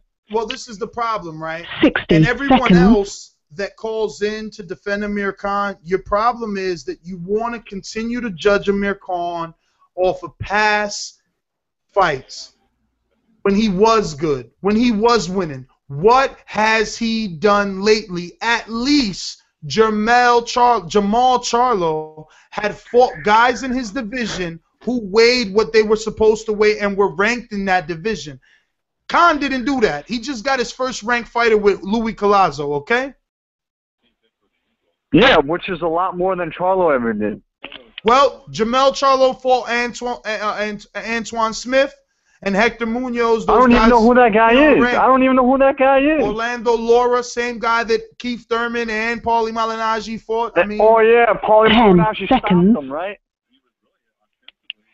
Yeah, he did. But listen, I'm not justifying Charlo's resume. I already said it was a fishy title shot, but he was willing to go to Mexico. Did you hear Canelo want to go make a fight in his home country versus Molina? People don't like to fight Molina. So if somebody's willing, let him get the fucking fight. It's not Molina's fault that he got deported. Okay. If you're okay with that, you got to be okay with Amir Khan, Kell Brook. That's what That's all I'm saying, man. That's all I'm saying. No, I'm not. I'm not okay with that, and I'm explaining to you why. This has intangibles. Molina he did what people didn't think. He won the title. Remember, this guy got the short end of the stick throughout his career, and I said this on that show. This is the reason I'm backing him. When he fought Julio Cesar Chavez twice, and people can argue that he won because there are people that think he won. He got draws. He got a draw and a loss, and then he got a draw with Eslandri Lara when people argue that he won. Then he got a disqualification in the Kirkland fight when people argue that he was winning. So then he got deported because of some shit he did or some girl he probably dated. We don't even know the ins and outs of the fact that he got deported for some sort of statutory rape charge. But the point is, when he finally became a world champion after fighting on ESPN for his entire life, you want me to be unbiased and say, well, no, he could only fight top-ranked dudes, and who the fuck was going to go to fucking Mexico? Who? If Charlo wants to go, let him go. That's not what I'm talking about. The point is, Charlo didn't deserve the title shot. It doesn't matter if he was willing to go to Mexico for it. If I'm willing to go to Mexico to fight Molina, does that mean I deserve a title shot? Probably, but this is the thing. You know, you're getting at me for one show. You got to remember that the very next show, I said I didn't even care. I said it doesn't matter who he fights. If it's up to me, he could fight whoever he wants. I even said that Brooke could fight fucking Josecito Lopez and Andre Berto. Why? Because you guys don't care enough.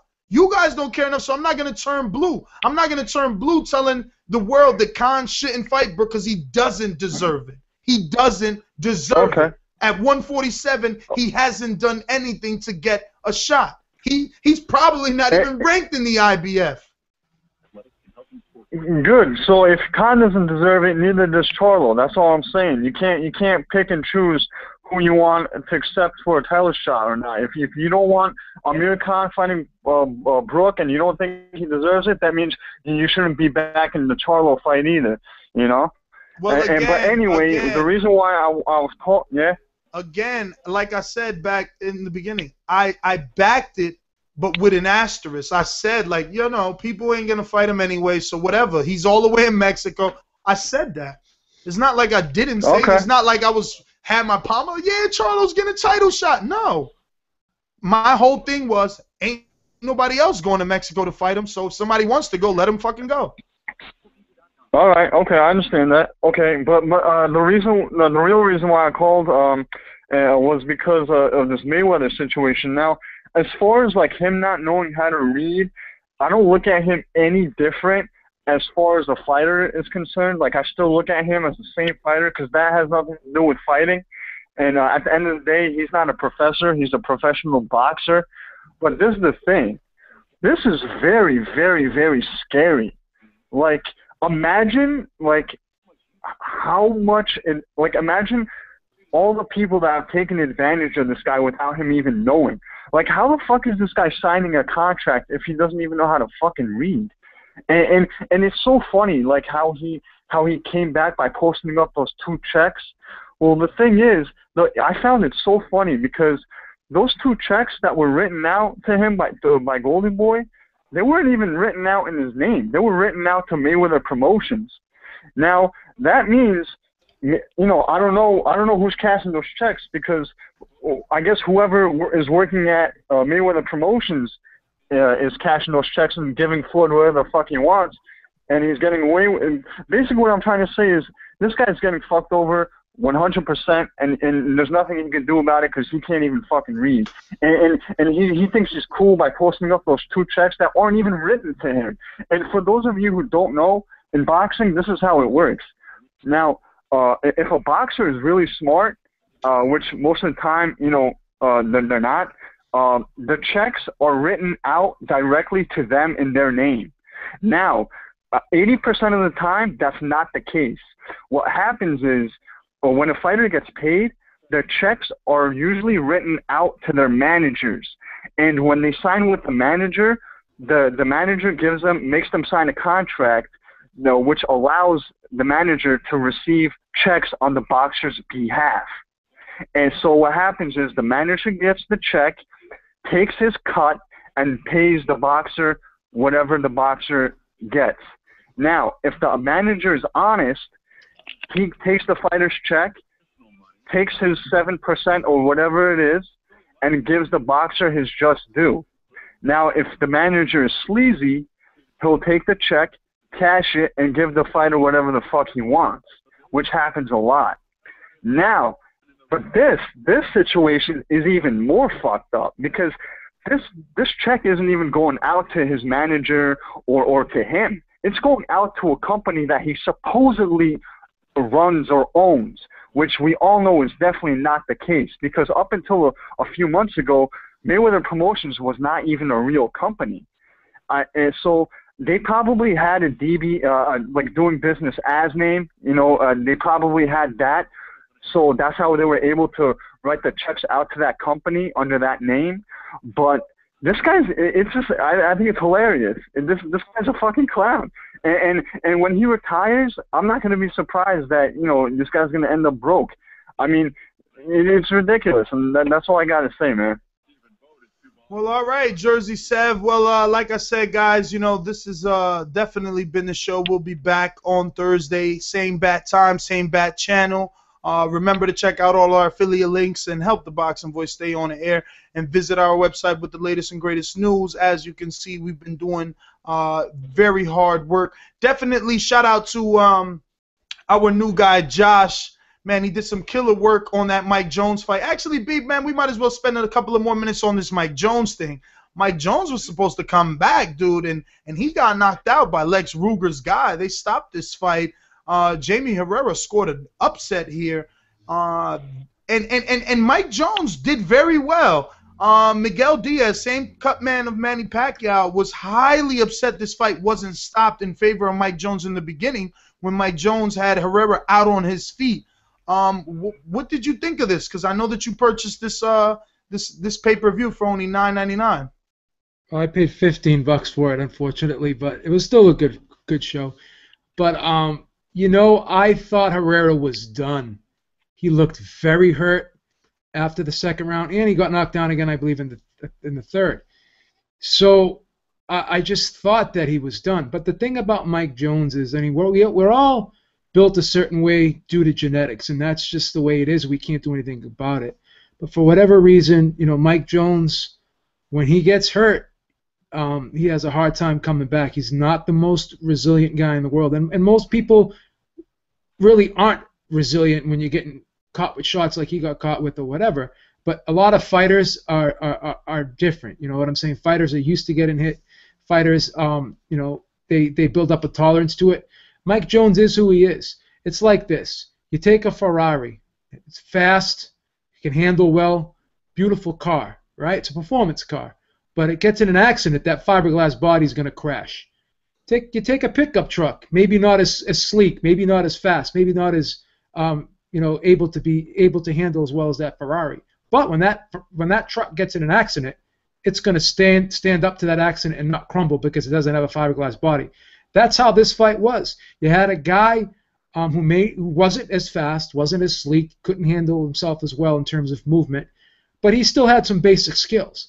But he was just that much tougher, that much durable, and he could still punch even after being hurt. Mike Jones, once he's hurt, like, you know, he's just never been shown the ability to come back after being hurt badly. We saw that in the Bailey fight. And another thing Mike Jones does a lot of times is, you know, once he hurts a guy, he stands back and admires his work. And I think there were certain times in this fight where, you know, he hurt Herrera, and even after the knockdowns, he needed to go in for the kill. And he really didn't do that.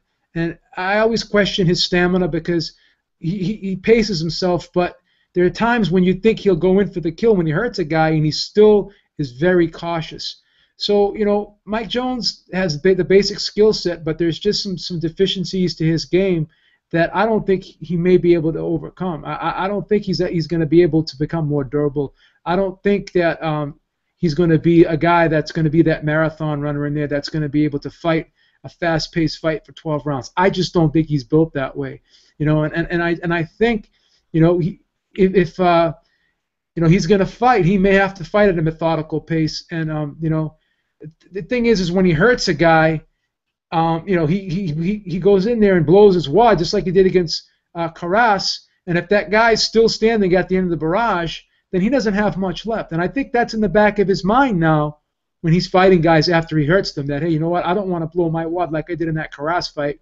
And he had to hold on for dear life just to finish that first fight. So I just see a lot of problems moving forward with Jones, even considering how talented he is. I think just the physical deficiencies are going to hurt him moving forward if he fights certain guys. Now, Robbie, does this discourage Mike Jones? I mean, this was supposed to be his comeback, and now he gets an immediate loss, and it's by TKO stoppage. Does this deter him from his comeback? Does he even not? Is it over? I think it would be, and that's because what the heck is that? It was supposed to be a soundbite, but you talked over it. I'm sorry. I think it would be because of the fact that you know, he was out of the ring for almost 2 years, right?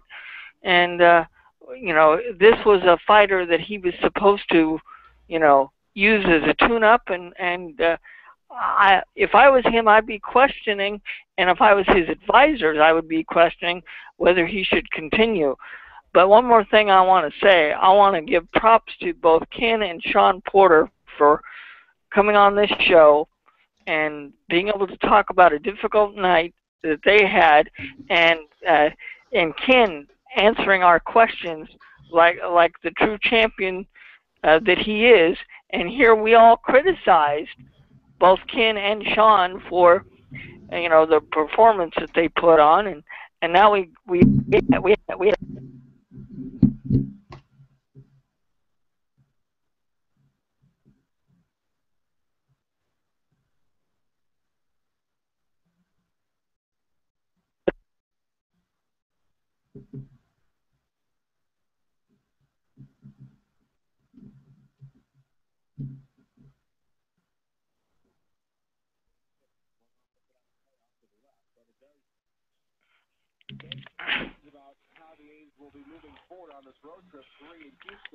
Robbie, are you on? I can hear you.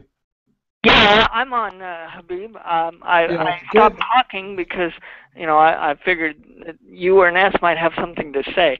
No, his mic just cut out. That's why I didn't hear. I think we missed. Okay. I think I missed what you said. What did you say earlier? Because I think you may have been talking, thinking we heard you, but we didn't. Okay, let me try this again. Now, what did you hear? And I'll know where to pick up. I just heard you thanking Ken and Sean Porter, and then I think you cut out after that. Okay, I was saying that I give props to both Ken and Sean Porter for coming on a show like this after having a difficult night with a guy like Cal Brook. And remember, the show after that, on the Sunday after the fight, most of us who are on this show basically tore Ken and Sean Porter apart for their performance. And now we've got to treat them with more respect because they had the guts to come on here and answer our questions, and not many professional trainers, especially Ken, would come on and talk to the average boxing fan. So I've got to give him his props for doing that, because I don't see Freddie Roach ever doing that. I don't see Robert Garcia ever doing that. You know, so props to Ken Porter. That was my whole point. Yeah, shut up. All right, let's get on out of here, man. We're gonna go ahead and play the infamous outro, and we want to thank everybody for joining us here on the Boxing Voice for 3 hours of boxing talk. And tonight's been a little bit more. And remember, we appreciate all your comments and emails. Remember to direct all your emails to theboxingvoice@yahoo.com. We will reply. We also have a voice memo set up with SpeakPipe, and you can also use our app both on Android and iPhone to leave us a voicemail. Don't forget the chat room over there, and check out the affiliate links and the Boxing Voice store. Because when I go to Cincinnati, I better see some people wearing this Boxing Voice shirt. This is an army here. We're here to take over, and we need your help. Hey guys, I just want to send a special thank you to all of you guys that are listening to the Boxing Voice and downloading us on iTunes, rating us 5 stars. We would like you to continue to like us on Facebook, follow us on Twitter at the Boxing Voice, and for anybody interested in writing for the site, you can definitely do so by shooting us an email over at theboxingvoice@yahoo.com. Address your email to Victor Salazar. He's the editor-in-chief. Send something over so that he can read.